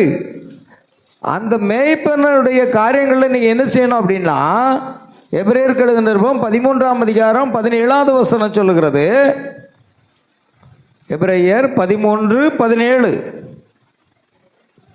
உங்களை நடத்துகிறவர்கள் உங்கள் ஆத்துமாக்களுக்காக உத்தரவாதம் பண்ணுகிறவர்களாய் விழித்திருக்கிறவர்களானபடியால், பாருங்க, உங்களை நடத்தக்கூடிய அந்த மேய்ப்பர்கள், ஆமென், உங்கள் ஆத்துமாக்களுக்கு உத்தரவாதம் என தவறான வார்த்தையை பிரசங்கித்து நரகத்துக்கு கொண்டு போயிடக்கூடாது. சத்தியத்தை மாத்திரம் பிரசங்கித்து பரலோகத்துக்கு கொண்டு போகணும். ஆகையால் அவர்கள் துக்கத்தோட அல்ல, சந்தோஷத்தோட அதை செய்யும்படி அவர்களுக்கு என்ன செய்யணும், கீழ்ப்படிந்து அடங்கி இருக்க வேண்டும். தேவனுடைய வார்த்தையை சொல்கிறது, தேவன் ஏற்ற காலத்தில் உங்களை உயர்த்தும்படி அவருடைய பலத்த கரத்துக்குள் என்ன செய்ய, அடங்கி இருக்கணும். தேவனுக்கும் அடங்கி இருக்கணும். ஒரு சர்ச்சினுடைய பாஸ்டர் அப்படின்னா அடங்கித்தான் இருக்கணும். அதுதான் சபையின் ஒழுங்கு. ஆமென். அவர்கள் துக்கத்தோட இல்லை. ஊழியக்காரனை எப்போ பார்த்தாலும் துக்கப்படுத்திட்டு இருந்தீங்கன்னா உங்களுக்கு உண்மையாகவே ஆசீர்வாதம் போயிடும். எந்த விஷயத்திலும் ஊழியக்காரனை என்ன செய்யக்கூடாது, துக்கப்படுத்த விடக்கூடாது. பைபிள் சொல்லுது. 1000 தடவை பிரசங்கம் பண்ணாலும் அநேக விசுவாசிகளுக்கு என்ன செய்யுது, மண்டையில் உரைக்கவே மாட்டேங்குது. கவனிங்க. ஆகையால் சந்தோஷத்தோட அதை செய்யும்படி அவர்களுக்கு என்ன செய்யுங்க, கீழ்ப்படிந்து அடங்கி இருக்கணும். அடுத்ததாக, அவர்கள் துக்கத்தோடு அப்படி செய்தானே அல்லது உங்களுக்கு பிரயோஜனமாக இருக்க மாட்டாதே. அப்போ அதுதான் காரியம். உங்களை நடத்துகிற பஸ் போயிட்டுருக்கு, பஸ்ஸில் இலவச பயணம்தான். இல்லை நீங்கள் காசு கொடுத்து கூட போகிறீங்கன்னு வைங்க, நீங்கள் சொன்ன இடத்துல நிறுத்துவாராட்ட கண்டக்டரு, டிரைவர் நிறுத்துவாரா? அதுக்கு ஸ்டாப்புன்னு ஒன்று இருக்குது, அங்கே தான் நிறுத்தணும். அந்த இடத்துல தான் நிறுத்த முடியும். நீங்கள் உங்கள் இஷ்டத்துக்கு எல்லாம் இறங்க முடியாது. அப்போ அதுக்கு ஒரு இடம் இருக்குது. அப்போ அந்த நடத்துனருக்கும் நாம் கீழ்ப்படி இருக்கணும் அந்த பஸ்ஸில் பிரயாணம் பண்ணுறது. ஆமென். அதே போன்று தான் எல்லாத்துக்கும் ஒரு நடத்துனர் இருக்கிறார். இப்பொழுது பரிசுத்த ஆவியானவர் நமக்கு ஒரு நடத்துனர். ஆமென். ஆகையால் எல்லாருக்கும் ஒரு தலைவர். காணக்கூடாததை நோக்கி பார்த்தார். ஒரு தலைவன் இல்லை என்றால் செம்மறி ஆடானது தொலைந்து போய்விடும். இங்கே ஆடு மேய்க்கிறவங்க யாராவது இருக்கீங்களா? ஆடு மேய்க்கிறவங்க யாராவது இருக்கீங்களாங்க? சில பேர் நினைக்கிறேன் ஆடு மேய்க்கிறது ஒரு இழிவான தொழில் நினைக்காங்க. ஏங்க, இயேசு கிறிஸ்துவே ஆடுகளை தான் மேய்ச்சார். ஆமென். காணாமல் போன 99 ஆடுகளை விட்டு மன்னிக்கும் காணாமல் போன அந்த ஒரு ஆடை தேடி அவர் போய் கண்டுபிடிச்சார். அதே போல் அவர் நானே நல்ல மேய்ப்பன், நல்ல மேய்ப்பன், ஆடுகளுக்காக ஜீவனை கொடுக்கிறான். இப்போ நாம யாரு? ஆடுகள். சங்கீதம் 103 கர்த்தரே தேவன் என்று அறியுங்கள், நாம் அல்ல அவரே நம்மை உண்டாக்கினார், நாம் அவரின் ஜனங்களும் அவர் மேய்ச்சலின் ஆடுகளாக இருக்கிறோம். அதனால தான் தாவீது சொல்கிறான், கர்த்தர் என் மேய்ப்பராக இருக்கிறார், நான் தாழ்ச்சி அடைய. பாருங்க, ஒரு மேய்ப்பர் இருக்கணும். எனக்கு மேய்ப்பரே வேண்டாம், நான் இஷ்டப்படித்தான் வாழ்வேன்னா நீங்கள் வந்து தான் எதுக்கு? மேய்ப்பனுக்கு கீழ்ப்படியாத ஆடுகள் இருந்தால் அந்த மேய்ப்பன் என்ன செய்வான்? மேலப்பள்ளம் சந்தையில் கொண்டு போட்டுருவான். ஆமாம், கசாப்பு கடைக்கு சென்னாலகர் தான். கீழ்ப்படியாத ஆடுகள் எங்கே போனோம்? கசாப்பு கடைக்கு தான் போனோம், வேறு வழி இல்லை. ஆமேன். அதெல்லாம் அந்த ஆடு மேய்க்கிறவங்கிட்ட போய் கேட்டு பாருங்க. கவனிங்க, ஒரு தலைவன் இல்லை என்றால் செம்மறியானது தொலைந்து போய் விடுமா. அதே போல தான் நாமும் திக்கு திசை தெரியாமல் தொலைந்து போவோம். உங்களுக்கு ஒரு தலைவன் இல்லை என்றால் திக்கு திசை தெரியாமல் என்ன செய்வீங்க? தொலைந்து போவீர்கள். நாம் வழிநடத்தப்பட வேண்டியவர்களாக இருக்கிறோம். பார்த்தீங்களா? நல்ல கவனிங்க, நாம் என்ன செய்யணும்? வழிநடத்தப்பட வேண்டியவர்களாக இருக்கிறோம். மிருகங்கள் வழிநடத்தப்படுகின்றன. ஆமென், அல்லேலூயா. அப்படியே மேலே போட்டோம், அப்படியே போட்டோம், போட்டோம். சரி, கவனிங்க, நான் இந்த வாத்துக்கள் எல்லாம் வழிநடத்தப்படுவதை கண்டுகொண்டேன். அப்பொழுதுதான் இயற்கையை நான் கவனிக்கும் பொழுது தேவன் எல்லாவற்றுக்கும் ஒரு தலைவனை வைத்திருக்கிறார் என்றால் நிச்சயம் நமக்கும் யார் தேவை? ஒரு தலைவன் தேவை என்பதை நான் கண்டுகொண்டேன். அப்படியானால் நம்மை நடத்துவதற்கு தேவன் தேவை, ஒரு தலைவன் தேவை என்பதை நான் கண்டுகொண்டேன். அவைகளை ஏதோ ஒன்று வழிநடத்துவதை நான் கண்டேன். கண்டும் காணாதது போல் விடப்படுகிற ஒரு உண்மையான அடையாளம். மோசே அடையாளம் கண்டுகொள்ளப்பட்ட பிறகு ஜனங்கள் தங்களுக்கு ஒரு தலைவன் தேவை என்பதை கண்டுகொண்ட பிறகு ஜெபிக்க தொடங்கினர். அவர்களை எகிப்திலிருந்து வெளியே கொண்டு செல்ல தலைவன் ஒருவனை அனுப்ப வேண்டும் என்று அவர்கள் தேவனிடம் முறையிட்டனர். அப்பொழுது அவர் ஒரு மனிதனை, ஒரு தீர்க்கதரிசியை அனுப்பினார். இஸ்ரவேல் ஜனங்கள், கர்த்தாவே, நாங்கள் 400 ஆண்டுகளாக இந்த எகிப்தில் அடிமைத்தனத்தில் இருக்கிறோமே, நாங்கள் வேதனைப்படுகிறோமே, எங்களை மீட்பதற்காக ஒரு மீட்பனை அனுப்போம், எங்கள் மீட்பதற்காக ஒரு தலைவனை அனுப்போம் என்று அவர்கள் கூக்குரலிட்டார்கள். தேவன் என்ன செய்தார்? ஒரு தலைவனை அங்கு அனுப்புகிறார். ஆமென். அப்பொழுது அவர் ஒரு மனிதனை, ஒரு தீர்க்கதரிசி அனுப்பினார். அது அவர் அடையாளமாக இருந்தது. இந்த மனிதன் ஒரு தீர்க்கதரிசியாய் இராமல் நான் போர் புரிவதில் சிறந்த மேதை என்று உரிமை கோரியிருந்தால் அந்த மனிதனை நம்பாமல் இருக்க இஸ்ரவேல் ஜனங்களுக்கு உரிமை இருந்தது. ஏன்னா மோசே வாக்கிலும் செய்கையிலும் போர் புரிவதிலும் ஒரு வல்லவனாக இருந்தான். தேவன் அவனை சந்திக்கும் பொழுது நான் சகலத்தில் சிறந்த மேதை என்று சொல்லவில்லை, நான் திக்கு வாயுள்ளவன், நான் மந்த நாவு உள்ளவன் என்று தன்னை முற்றிலும் வெறுமையாக்குகிறதை பார்க்கிறோம். நாம் எந்த அளவுக்கு தேவனுக்கு முன்பாக நம்மை ஒரு பொருட்டாக நாம் எண்ணினோமானால் தேவன் நம்மை பயன்படுத்தவே முடியாது. அல்லேலூயா. சுத்தமாக பயன்படுத்த முடியாது. ஏதாவது உங்களை பொருட்படுத்துறீங்களா? நான் நல்லா படிச்சிருக்கேன், எனக்கு நல்ல அறிவு இருக்குது, நல்ல ஞானம் இருக்குது, நல்ல கல்வி இருக்குது, அல்லது எனக்கு நல்லா ஜெபிக்கிறவேனா? அதிகாலை 4 மணிக்கெலாம் எழுந்து ஜெபிப்பேனாங்க. ஆமென். 4 மணிக்கு எழுந்து ஜெபிக்கிற ஜெபத்தை கேட்பதும் தேவனுடைய காரியம். 7 மணிக்கு எழுந்து ஜெபிக்கிற காரியமும் தேவனுடைய காரியம்தான். ஜெபத்தை கேட்கிறாரு அவர்னு பைபிள் சொல்லுது. ஆமென். அதனால் பாஸ்டர் 7 மணின்னு சொல்லிட்டாரு, அதனால் அப்பா தப்பிச்சேனா. ஆமென். அப்படி அல்ல, பைபிள் சொல்லுது அதிகாலையில் என்னை தேடுகிறவன் என்னை கண்டடைகிறான். ஒரு உதாரணத்துக்காக சொல்கிறேன். அந்தி சந்தி மத்தியான வேளைகளில் ஜெபிக்கிறான் தானியேல். தேவன் எப்பொழுது ஜெபித்தாலும் உங்கள் ஜெபத்தை கேட்கிறார். ஆனால் அதிகாலை ஜெபம் சிறப்பானது என்பதை நாம் கவனிக்கிறோம். ஆகையால் பிரியமானவர்களே, அவன் தான் ஒரு மேதை என்று காண்பித்துக் கொள்ளவில்லை. தன்னை முற்றிலும் வெறுமையாகிட்டான். தன் கற்ற கல்வி, ஞானம், அறிவு எல்லாமே ஒன்றுமில்லை, குப்பை என்று பரிசுத்த பவுல் சொன்னது போல கமாலியலின் பாதத்தருகிலே முன்னோருடைய வேத பிரமாணத்தின்படி திட்டமாய் போதிக்கப்பட்ட அந்த பவுல் என்ன சொல்றாரு? ஆமென். நான் ஒன்றுமற்றவன். தன்னை வெறுமையாக்குகிறான், முற்றிலும் வெறுமையாக்குகிறான். அல்லேலூயா. தேவ பிள்ளைகளே, ஊழியக்காரன் மட்டும் இல்லை, விசுவாசி கூட தன்னை வெறுமையாக்கினா மட்டும்தான் தேவன் உங்களை எதற்காகவும் பயன்படுத்த முடியும். ஆமென். ஒவ்வொரு முறையும் தவறாமல் ஒரு தீர்க்கதரிசி அனுப்பி வருகிறார்.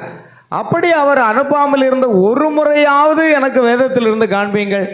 அவர் எப்பொழுதுமே ஒரு தீர்க்கதரிசியை கர்த்தர் இவ்விதம் உரைக்கிறார் என்பதுடன் அனுப்புகிறார். அந்த தீர்க்கதரிசி கர்த்தர் உரைக்கிறார்.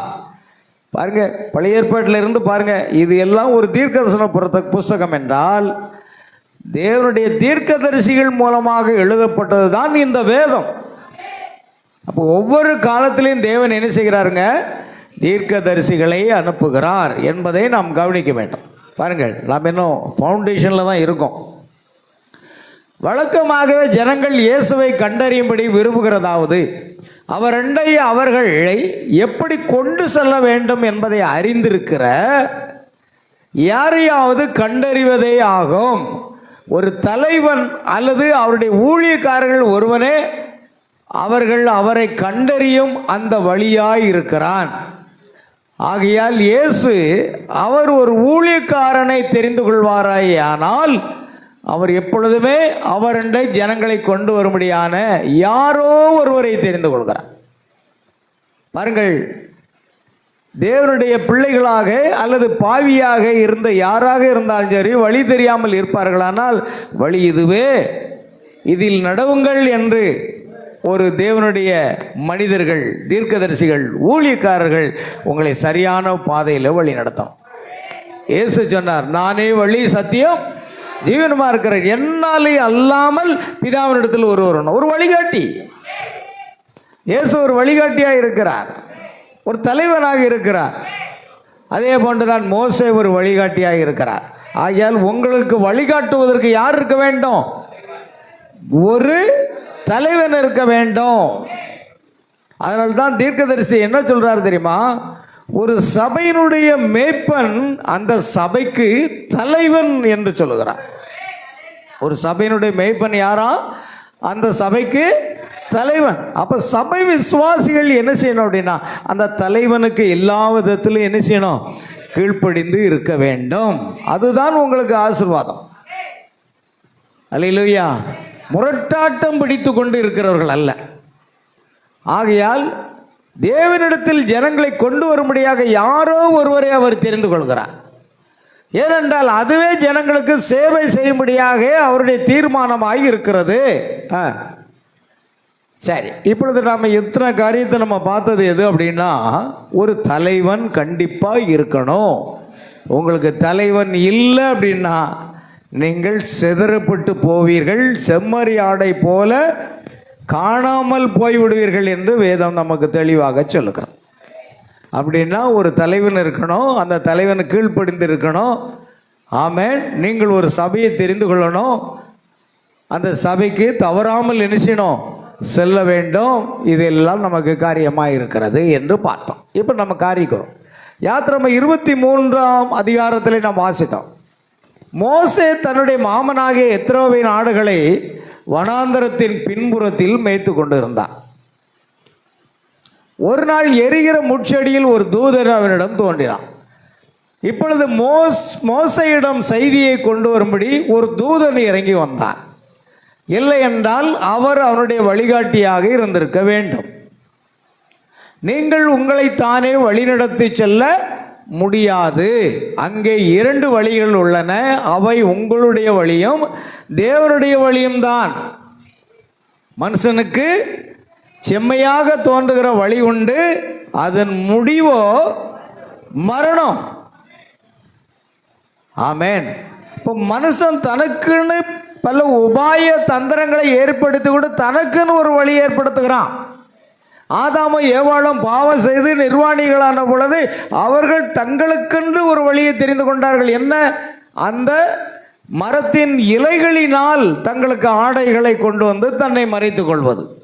ஆனால் தேவனோ ஒரு ஆட்டுக்குட்டியை அடித்து அதனுடைய தோலை எடுத்து அவருடைய நிர்மாணத்தை மூடினார். அப்போ தேவனுடைய வழி பாருங்க, அது வேற. மனுஷனுடைய வழி பாருங்க, அது வேறு காரியமாக இருக்கிறது. அப்போ இந்த ரெண்டு வழிகளிலே தேவனுடைய வழியை சரியாக நமக்கு போதித்து சரியாக நடத்துகிற ஒரு மேய்ப்பன், ஒரு தலைவன் நமக்கு கண்டிப்பாக இருக்கத்தான் வேண்டும். ஆமென். அதுதான் தேவனுடைய வார்த்தை. ஆகையால் நீங்கள் உங்களுடைய வழியில் இருக்கும்போது நீங்கள் தேவனுடைய வழியை விட்டு வெளியே இருக்கிறீர்கள். தேவனுடைய வழியை கண்டு கொள்ளும்படியாக நீங்கள் உங்களுடைய சொந்த வழியை மறந்தே ஆக வேண்டும்.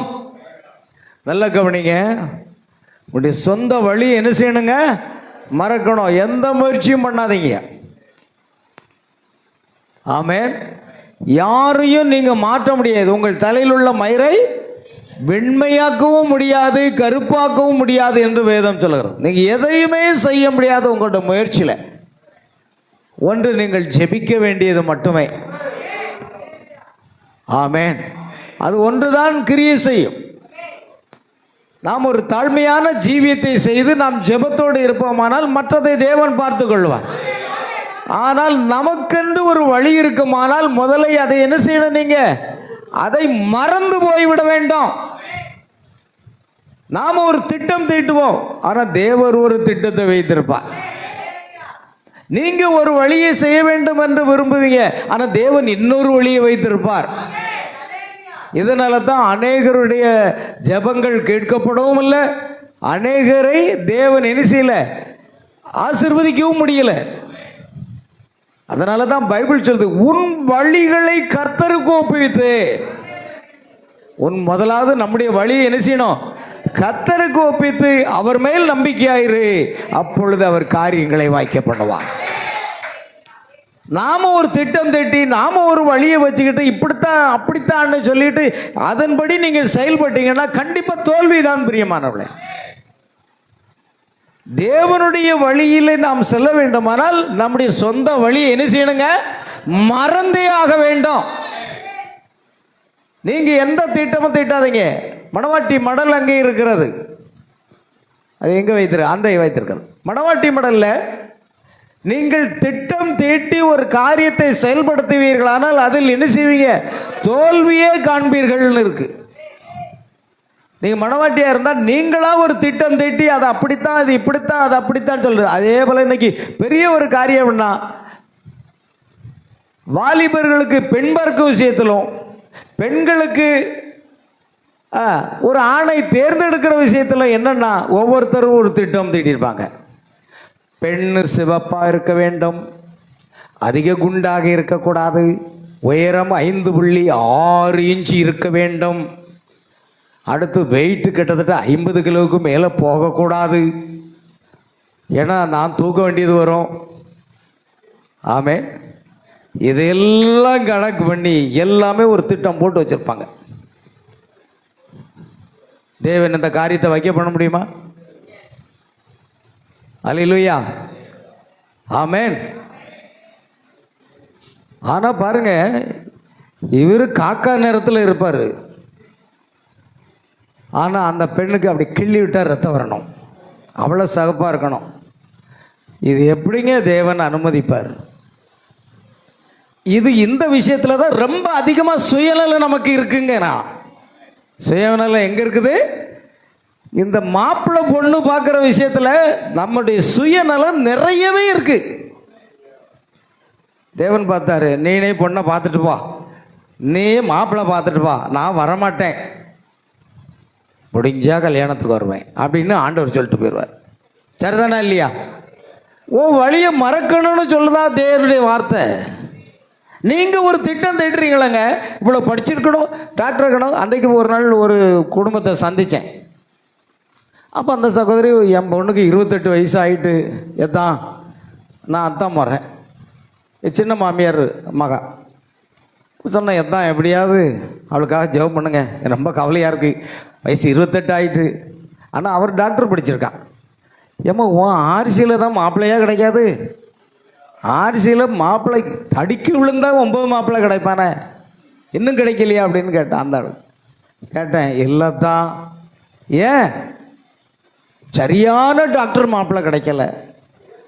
டாக்டர் மாப்பிள்ளை கிடைச்சா கலர் சரியில்லை, கலர் சரி இருந்தால் முகம் சரியில்லை, முகம் சரி இருந்தால் கால் சரியில்லை, கடைசியில் வயிறு தொப்பையாக இருக்குது, எதுவுமே மேட்சிங் ஆகலை. நான் இதை நானே கெஸ் பண்ணி சொல்கிறேன், அவன் சொல்லலை. இருந்தாலும் நீங்கள் ஒரு திட்டம் போட்டு வச்சுருக்கீங்க. நான் தானே ஆர்சிலையும் மாப்பிள்ளை கிடைக்க மாட்டேங்குன்னா அது என்ன அர்த்தங்க? நம்ம செய்தியில் கிடைக்குமாங்க? ரொம்ப கஷ்டம், ரொம்ப ரேரு. அப்போ இன்றைக்கி திருமணம், அதான் தீர்க்கதரிசி ஒரு வாரம் சொல்கிறார், ஒரு விசுவாசியினுடைய தன்மையும் செயல்பாடும் திருமண விஷயத்தில் தான் தெரிய வரும் அப்படின்னு சொல்கிறாரு. அவரே சொல்கிறாரு, அவருக்கு தெரிஞ்சு வச்சுருக்காரு. திருமணம்னு வரும்போது தான் ஒரு விசுவாசியினுடைய தன்மை தெரியும் அப்படிங்கிறார். அல்லேலூயா சொல்ல மாட்டீங்களே? அல்லேலூயா. நான் ஏன் சொல்கிறேன்னா, நீங்கள் ஒரு திட்டம் திட்டுனீங்கன்னா அதில் தோல்வி அடைந்து கொண்டு வருவீர்கள்.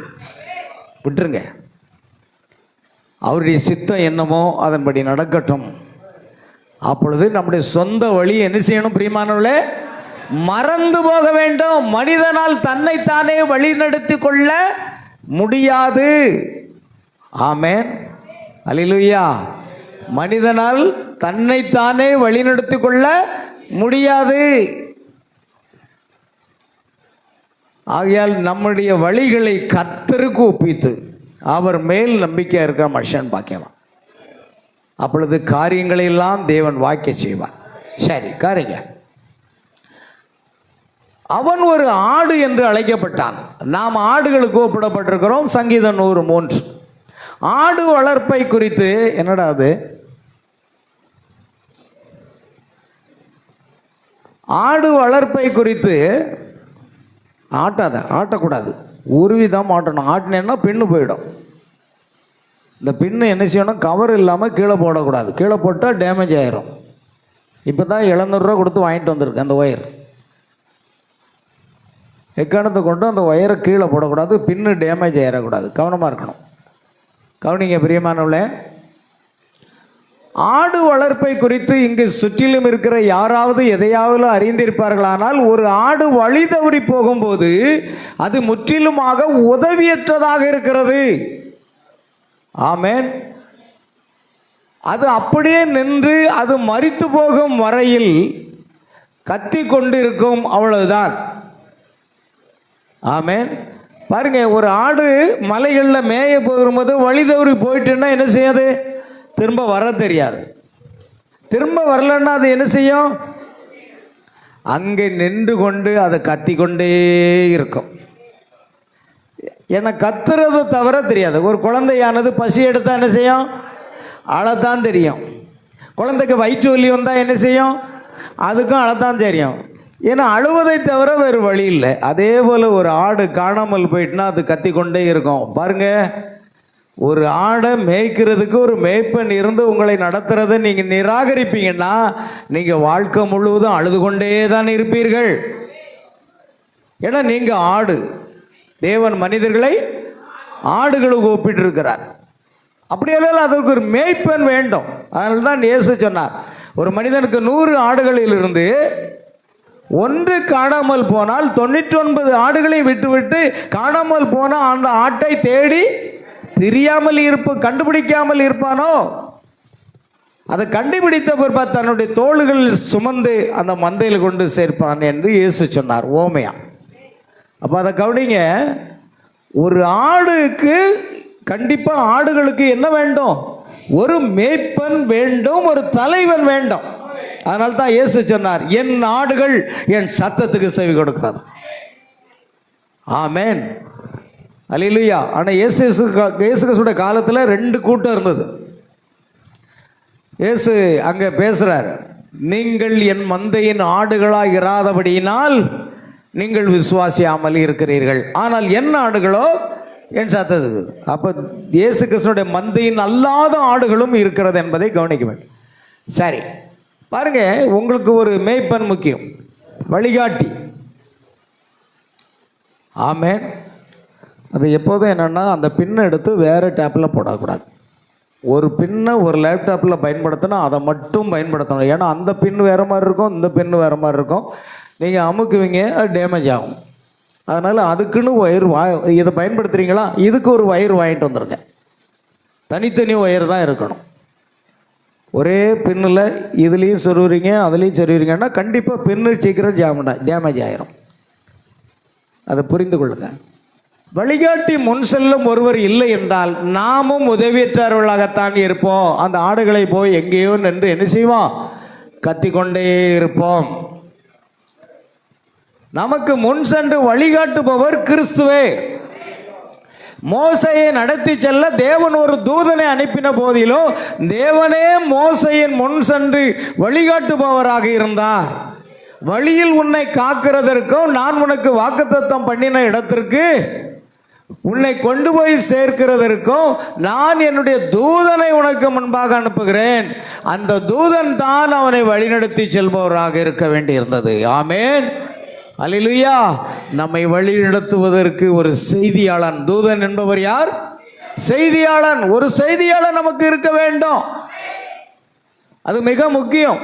இல்லை என்றால் நீங்கள் வழி தவறி போய்விடுவீர்கள் என தேவனுடைய வார்த்தை எப்படி சொல்கிறது பாருங்கள். அந்த தூதன் தான் அற்புதங்களை நடப்பித்தான். மோசே எந்த அற்புதமும் செய்யவே இல்லை. மோசேக்குள் இருந்த தேவனுடைய தூதனானவர் தான் அற்புதங்களை நடப்பித்தார். நான் என்ன கூறுகிறேன் என்று புரிகிறதா? கர்த்தருடைய தூதனானவர் அவனோடு இருந்தார். அந்த தூதன் அவர்களை வழிநடத்தி அற்புதங்களை நடப்பித்தான். இப்பொழுது காலங்கள் எல்லாவற்றினூடாக வேத வாக்கியங்கள் முழுவதும் எல்லா மனிதர்களாலும் தூதர்கள் ஜனங்களை வழிநடத்த வேண்டும் என்றுதான் தேவன் எப்பொழுதுமே நியமித்திருக்கிறார். ஒரு வழிகாட்டி என்ற செய்தியில் தீர்க்கதரிசி சொல்கிறார், ஒரு முறை நான் காடுகளுக்கு அடிக்கடி போவதுண்டு.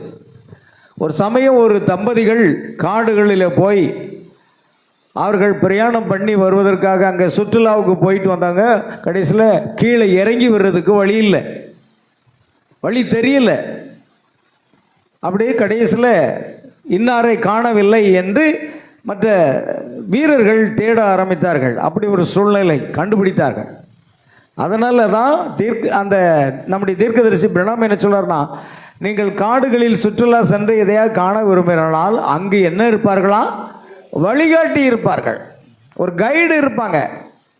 நீங்கள் எங்கேயாவது சுற்றுலா போகிறீங்க, இப்போ கொடைக்கானல் போகிறீங்க இல்லை ஊட்டி போகிறீங்க, எல்லா இடத்தையும் சுற்றி காமிக்கிறதுக்கு என்ன இருப்பாங்க? அங்கே வழிகாட்டி இருப்பாங்க. இல்லைன்னா நீங்கள் என்ன செய்வீங்க? காணாமல் போயிடுவீங்க. ஆகையால் ஒரு வழிகாட்டி கண்டிப்பாக எல்லா இடங்களிலும் இருக்கிறார்கள் என்பதை நீங்கள் அறிந்து கொள்ள வேண்டும். ஆமென். ஆகையால் தேவன் எப்பொழுதுமே நியமித்திருக்கிறார்.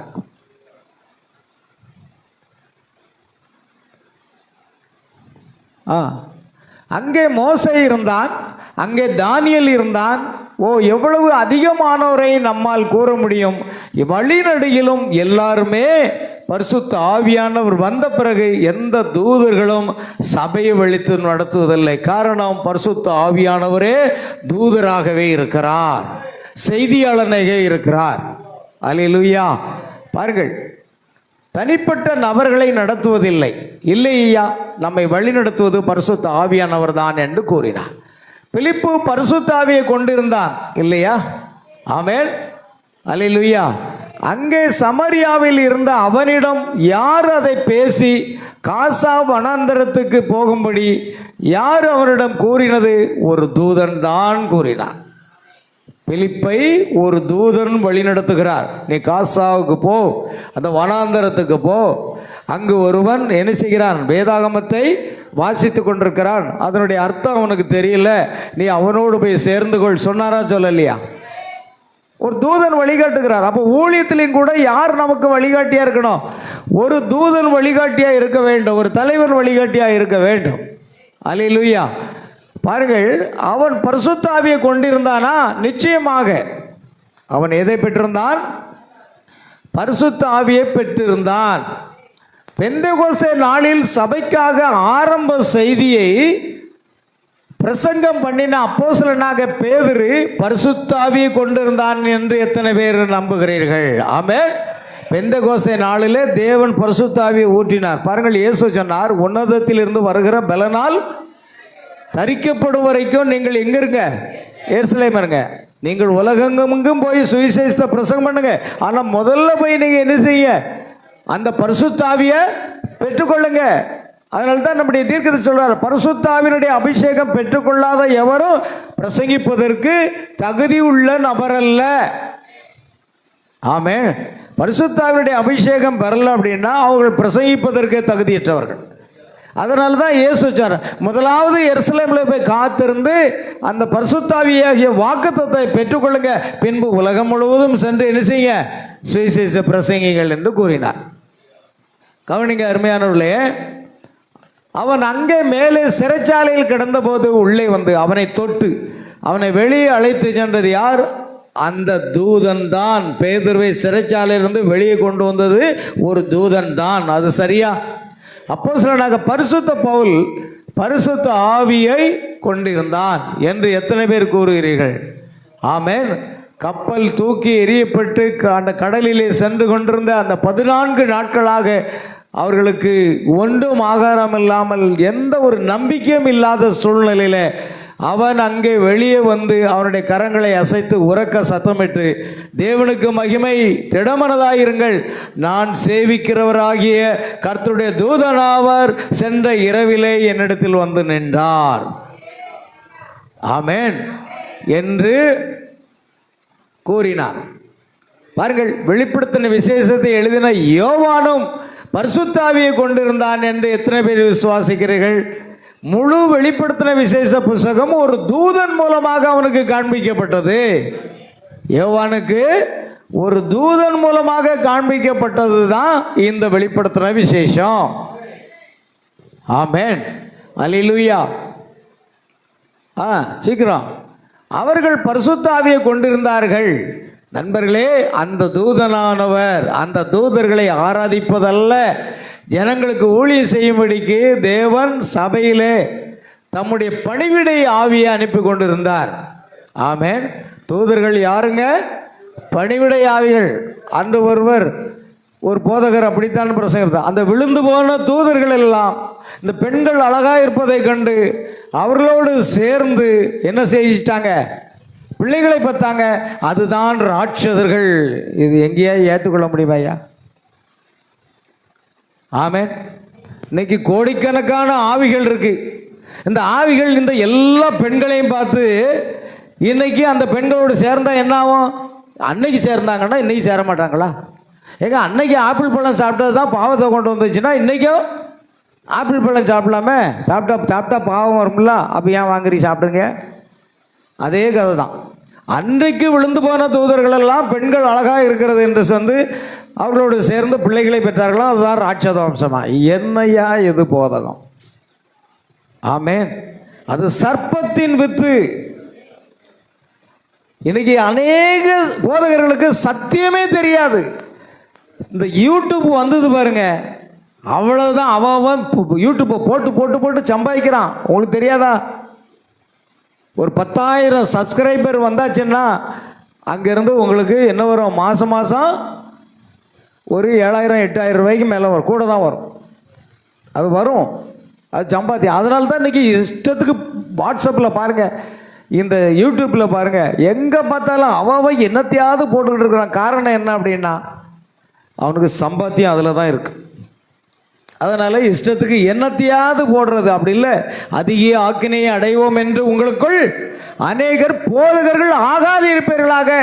வார்த்தையை பகுத்து போதிக்கணும், சத்தியத்தை சத்தியமாக போதிக்கணும். இந்த குழப்பத்துக்காக தான் தேவன் இந்த காலத்துக்கென்று ஒரு செய்தியாளனை அனுப்பினார். அவரவர் விருப்பத்துக்கு பேசாதீங்கப்பா, நான் என் தீர்க்கதரிசியை அனுப்புகிறேன். அந்த தீர்க்கதரிசியின் சொல் கேளாதவன் எவனோ அவன் ஜனத்தில் அல்லாதபடி நிர்மூலமாக்கப்படுவான் என்று தேவன் ஒரு தீர்க்கதரிசி அனுப்பினார். தீர்க்க தரிசனம் இல்லாத இடத்தில் என்ன செய்வாங்க? ஜனங்கள் சீர்கட்டு போவார்கள். இன்னைக்கு இந்த கிறிஸ்தவ சமுதாயமே சீர்கட்டு போய் கிடக்கு. அதுக்கு காரணம் என்ன? தேவனால் அனுப்பப்பட்ட தீர்க்கதரிசி அவங்க ஏற்றுக்கொள்ளாததுதான் காரணம். கவனிங்க, மோசையை கூட அவங்க ஏற்றுக்கொள்ளலை. ஆகையால் தேவன் ஜனங்களுக்கு ஊழியம் செய்யும்படிக்கு தேவன் சபையில் தம்முடைய பணிவிடை ஆவியை அனுப்பி கொண்டிருக்கிறார். தேவனுக்கு முன்பாக மகிமை பெறக்கூடிய எந்த மாம்சமும் கிடையாது. மகிமை பெறத்தக்க ஒருவர் இருப்பானால் அது கர்த்தராகிய இயேசு கிறிஸ்து மட்டும்தான். என் மகிமையை நான் ஒருவருக்கும் கொடேன், ஆனால் அவர் கிரியைகளை செய்வது நான் அல்ல, என்னில் வாசமாய் இருக்கிறவரே என்னுடைய பிதாவானவரே இந்த கிரியைகளை செய்கிறார் என்றார். அது சரியா? அவர்கள் நாங்கள் தேவனை விசுவாசிக்கிறோம் என்றார். அவர் நீங்கள் தேவனை விசுவாசிப்பீர்களானால் என்னையும் கூட விசுவாசிப்பீர்கள் என்றார். ஆமென். நாங்கள் மோசையை விசுவாசிக்கிறோம், நாங்கள் மோசையினுடைய சீடர்கள். நீங்கள் மோசையை விசுவாசித்தது உண்டானால் என்னையும் விசுவாசிப்பீர்கள். இன்னைக்கு அநேக கிறிஸ்தவர்கள் சொல்றாங்க, நாங்கள் இயேசு கிறிஸ்துவை விசுவாசிக்கிறோம், ஆனால் பிரன்காமை விசுவாசிக்க மாட்டோம். ஐயா, நீ இயேசு கிறிஸ்துவை விசுவாசிப்பாய், ஆனால் இந்த வில்லியன் பிரணாமையை நீ விசுவாசிப்பாய். நீ மோசையை விசுவாசிப்பாய், ஆனால் என்னையும் விசுவாசிப்பாய். சரிதானா? பொருத்தி பாருங்க. மோசை விசுவாசிப்பது உண்மையானால் இயேசு சொன்னா நீ என்னையும் விசுவாசிப்பாய். அதே மாதிரி இயேசு கிறிஸ்துவை நீ விசுவாசிக்கிறது உண்மையானால் தேவனால் அனுப்பப்பட்ட தீர்க்கதரிசி வில்லியன் பிரணாமை நீ என்ன செய்வாய்? விசுவாசிப்பாய். ஒரே வார்த்தையில் இயேசு சொல்லிட்டு போயிட்டார். நல்ல கவனிங்க. ஆகையால் அந்த தூதனானவர் இங்கே இருக்கிற உங்கள் ஊழியரிடம் வந்து அவர் ஜனங்கள் உன்னை விசுவாசிக்கும்படி நீ செய்வாயானால் என்றார். இந்த கடைசி காலத்துக்கு என்று மல்கியா 4:5-6 படி தேவன் ஒரு தீர்க்கதரிசி அனுப்பார். தேவன் ஒவ்வொரு காலத்திலையும் தீர்க்கதரிசியை அனுப்பிக்கொண்டே இருக்கிறார். இன்னைக்கு ஜனங்களுக்கு என்ன தெரிகிறது? தீர்க்கதரிசி என்றால் சபையில் தீர்க்க தரிசனம் சொல்றாங்களே அவங்களுக்கு தான் தீர்க்கதரிசின்னு சொல்றாங்க. ஆமென், அல்லேலூயா. அதுவல்ல, தீர்க்கதரிசி என்றால் சபைக்குரிய தீர்க்கதரிசி என்பது சபை பக்திருத்தி அடைவதற்காக. ஆனால் உலகத்துக்கே தீர்க்கதரிசி இருக்கிறாங்க. அதான் மைனர் ப்ராஃபட், மேஜர் ப்ராஃபட். சிறிய தீர்க்கதரிசி, பெரிய தீர்க்கதரிசி, ரெண்டையும் பிரிக்கலாம். ஆமென். ஆகையால் ஏசாயா, எரேமியா போன்றவர்களெல்லாம் பெரிய மகத்தான தீர்க்கதரிசிகள். மோசையும் மகத்தான ஒரு தீர்க்கதரிசி. அல்லேலூயா. பாருங்கள், இங்கே கவனிங்க பிரியமானவர்களே, ஜனங்கள் உன்னை நம்பும்படி செய்யலாம். இந்த கடைசி காலத்துக்குரிய ஒரு தீர்க்கதரிசி வில்லியன் பிரணாம் வரும் பொழுது தேவன் அவரிடத்தில் சொல்லுகிறார், ஜனங்கள் மாத்திரம் உன்னை நம்பும்படி செய்தால். ஆமென். இங்கே கவனிங்க, நீங்கள் நோட்டு குளிந்து எழுதிட்டு இருந்தால் அதையே தான் எழுதிட்டு செய்தியை விட்டுருவீங்க. செய்தி தான் முக்கியம். நீங்கள் நோட்ஸ் எடுக்கட்டாலும் பரவாயில்ல, செய்தியை கேளுங்க. அல்லேலூயா. ஆமென். கவனிங்க, ஜனங்கள் உன்னை விசுவாசிக்கும்படி நீ செய்வாயானால். மோசையே ஜனங்கள் விசுவாசிக்க வேண்டும். முதல்ல நல்ல கவனிங்க, தேவன் ஒரு தலைவனை அனுப்புகிறார், ஒரு தீர்க்கதரிசியை அனுப்புகிறார். முதல்ல அந்த தீர்க்கதரிசியை ஜனங்கள் ஏற்றுக்கொள்ள வேண்டும். தீர்க்கதரிசியிடத்தில் தேவனுடைய வார்த்தை இருக்கிறது என்பதை அவர்கள் ஏற்றுக்கொள்ள வேண்டும். ஆமென், அல்லேலூயா. அது முக்கியம். நீங்கள் சபைக்கு வரீர்கள், முதலாவது நீங்கள் தேவனை ஏற்றுக்கொள்வதற்கு முன்பாக நீங்கள் அடியேனை ஏற்றுக்கொள்ள வேண்டும். தேவனுடைய வார்த்தையை பிரசங்கிக்கிற தேவனுடைய ஊழியக்காரன் என்னும் முதல்ல ஊழியக்காரனை ஏற்றுக்கொண்டு ஊழியக்காரனுக்கு எல்லா மரியாதைகளையும் செலுத்தலை அப்படின்னா நீங்கள் தேவனுக்கு கீழ்ப்படிய மாட்டீங்க, தேவனுக்கும் மரியாதை செலுத்த மாட்டீங்க. இயேசு அதை ஓமையாவே சொல்லியிருக்கார். ஒரு தோட்டத்தை எண்ணி அந்த தோட்டக்காரனுடைய காரியங்களும் ஓமையாக பேசியிருக்க ஒரு ஸ்டோரி சொல்கிறார். கவனிங்க. ஆமென். அதனால கவனிங்க, முதல்ல செய்தியாளனை ஏற்றுக்கொள்ளணும், பின்புதான் செய்தியை ஏற்றுக்கொள்ள முடியும். நீங்கள் செய்தியாளனையே ஏற்றுக்கொள்ளலைன்னா செய்தி எப்படி ஏற்றுக்கொள்வீங்க? கவனிக்கணும். எனக்கு பிரண்டாம் முக்கியம் இல்லைங்க. சரி, பிரண்டாம் இல்லாமல் இந்த செய்தி எப்படி வந்தது? எனக்கு அப்போஸ்தலர் முக்கியம் இல்லை, தீர்க்கதரிசி முக்கியம் இல்லை. இந்த வேதாகம் எப்படி வந்தது? அப்போஸ்தலர் முக்கியம் இல்லையா? அடுத்து தீர்க்கதரிசிகளே முக்கியம் இல்லை. அப்படி பைபிள் எப்படி வந்ததுன்னு நான் கேட்குறேன். இந்த காலத்துக்குரிய செய்தியை தேவன் கொண்டு வந்தால் என்றால் அதற்கு ஒரு தீர்க்கதரிசி இருக்க வேண்டும் அல்லவா? நியாயப்பிரமாணம் மோசையின் மூலமாக கொடுக்கப்பட்டது, கிருபை சத்தியமோ இயேசு கிறிஸ்துவின் மூலமா வந்தது. அப்போ மோசை இல்லைன்னா நியாயப்பிரமாணம் எப்படி வந்தது? காற்றில் பறந்து வந்ததா? இல்லை. தேவன் மனிதர்களை தீர்க்கதரிசிகளாக தேவனுடைய வாயாக வைத்திருக்கிறார். அவர்கள் கர்த்தர் உரைக்கிறதாவது என்பதாக இருக்கிறார். அப்போஸ்தலருடைய காலத்துக்கு பிற்பாடு யாராவது தீர்க்கதரிசியை விசுவாசிக்கிறாங்களா? தீர்க்க தரிசனம் சொல்லக்கூடியவர்களை தான் விசுவாசிக்கிறாங்க. தீர்க்கதரிசி வேறு, தீர்க்க தரிசனம் வரம் பெற்றவர்கள் வேறு. ஆவிக்குரிய வரங்களில் தீர்க்க தரிசனம் வரம் இருக்கிற அநேகர் தீர்க்க தரிசனம் வரம் பெற்றவர்களாக இருக்கிறார்கள். ஆனால் தீர்க்கதரிசி என்றால் பாருங்கள், பைபிள் என்ன சொல்லுது? எரேமியா 1:5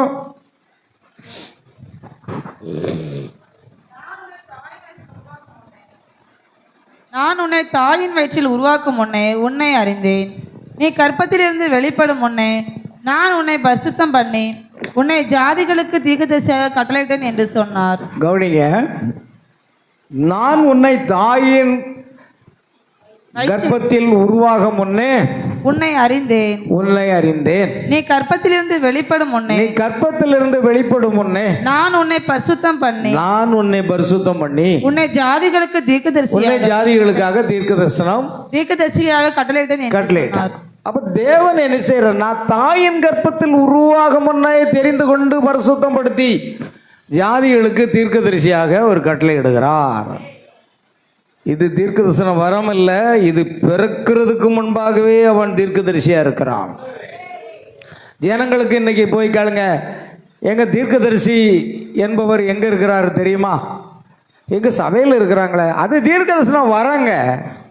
தீர்க்கதரிசியார் கர்த்தர் உரைக்கிறதாவது என்று சொல்லுகிற தீர்க்கதரிசியார். ஆமென். கவனிங்க, ஆகையால் நாம் கவனிக்கிறோம்.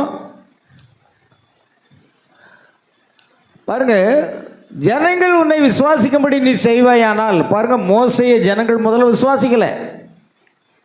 ஆனால் அதை விசுவாசித்த பிற்பாடு தான் மகத்தான அற்புதங்கள் அடையாளங்கள் இங்கே நடக்கிறது. ஆமென். கவனிங்க, அது கடினமான காரியமாக இருக்குது. ஜனங்கள் உன்னை நம்பும்படி செய்வாயானால், நீங்கள் எல்லாருமே இல்லையா? போச்சுதா? நேற்று வரைக்கும் நல்லா தானே பிறந்தது.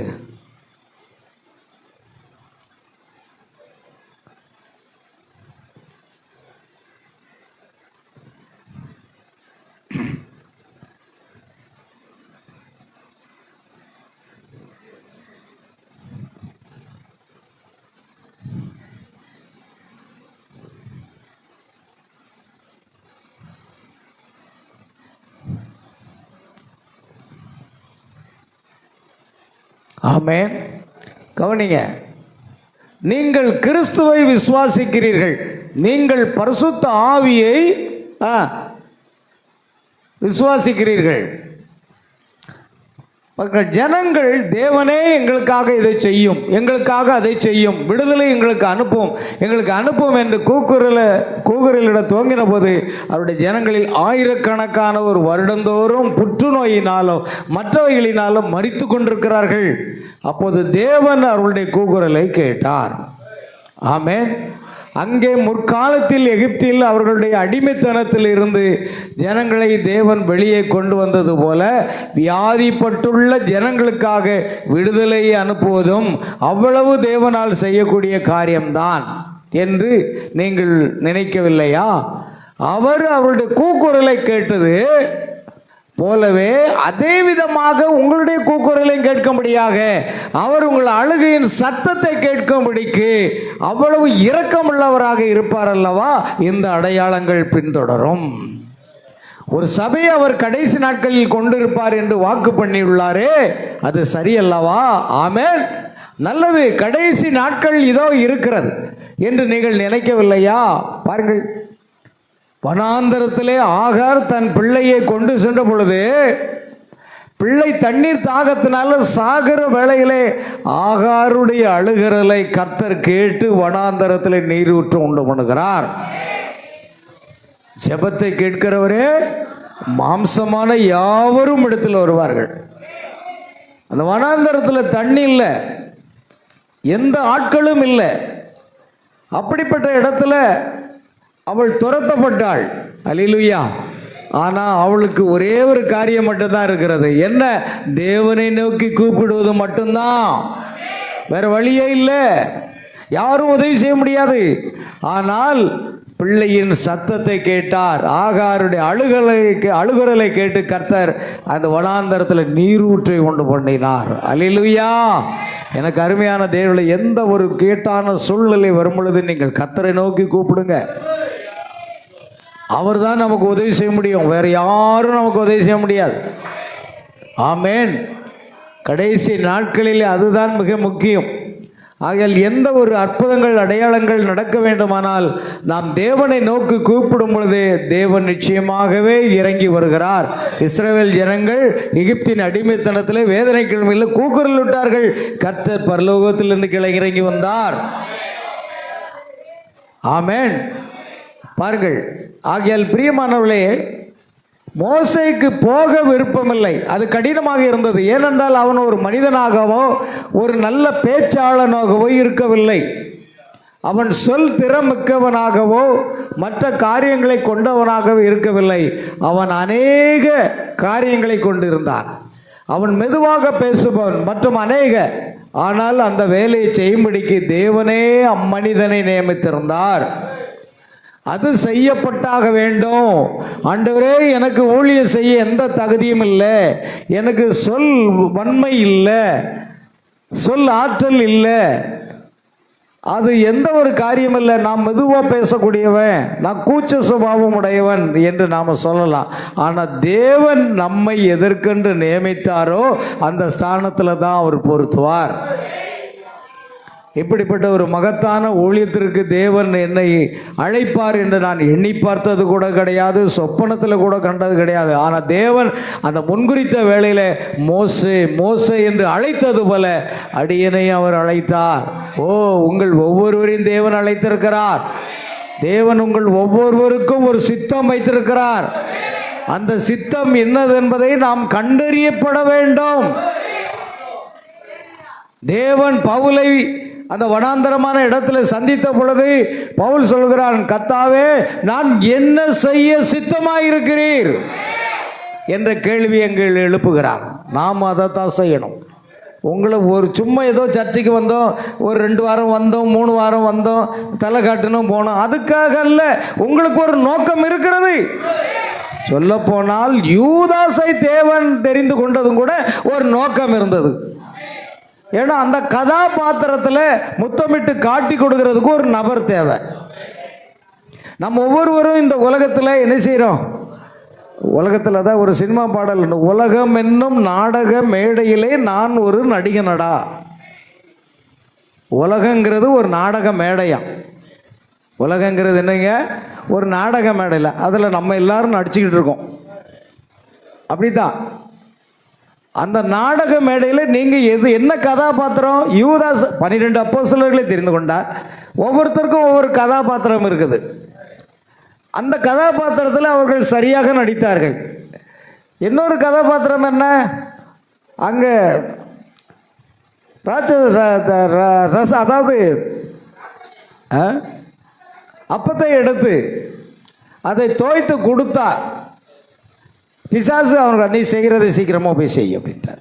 ஏன்னா ஆண்டவருக்கு தெரியும் அவன் என்ன தான் செய்வான் அப்படின்னு தெரியும். நீ செய்கிறத சீக்கிரமாக போய் செய் என்று சொல்ல அவன் அதை செய்வதற்கு போயிட்டான்.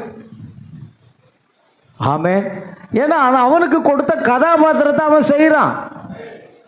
அதே போல் நம் ஒவ்வொருவருக்கும் ஒரு கதாபாத்திரம் இருக்கிறது பிரியமானவர்களே. அது மிக மிக சரியானது. அதில் நம்ம எல்லாம் நடித்து கொண்டிருக்கிறோம். ஆனால் தேவன் எங்கே நம்ம கொண்டு போகிறாரோ அது அவருக்கு தான் தெரியும். ஆகையால் தேவன் மோசேயிடம் கொடுத்தார். அவனோ அந்த ஜனங்கள் என்னை நம்ப மாட்டார்கள் என்றான். அவர் கூறினார். அப்போது அவர் அவனுக்கு 2 அடையாளங்களை கொடுத்தார். நீ போய் இந்த அடையாளத்தை நடப்பித்து காட்டு என்றார். ஒரு சர்ப்பத்தை கீழே எறிதல் அல்லது அதன் பாம்பை அல்லது அந்த கோலை கீழே எறிதல். அவர் அதை வாலை பிடித்த பொழுது அது சர்ப்பமாகி மறுபடியும் கோலாகிட்டது.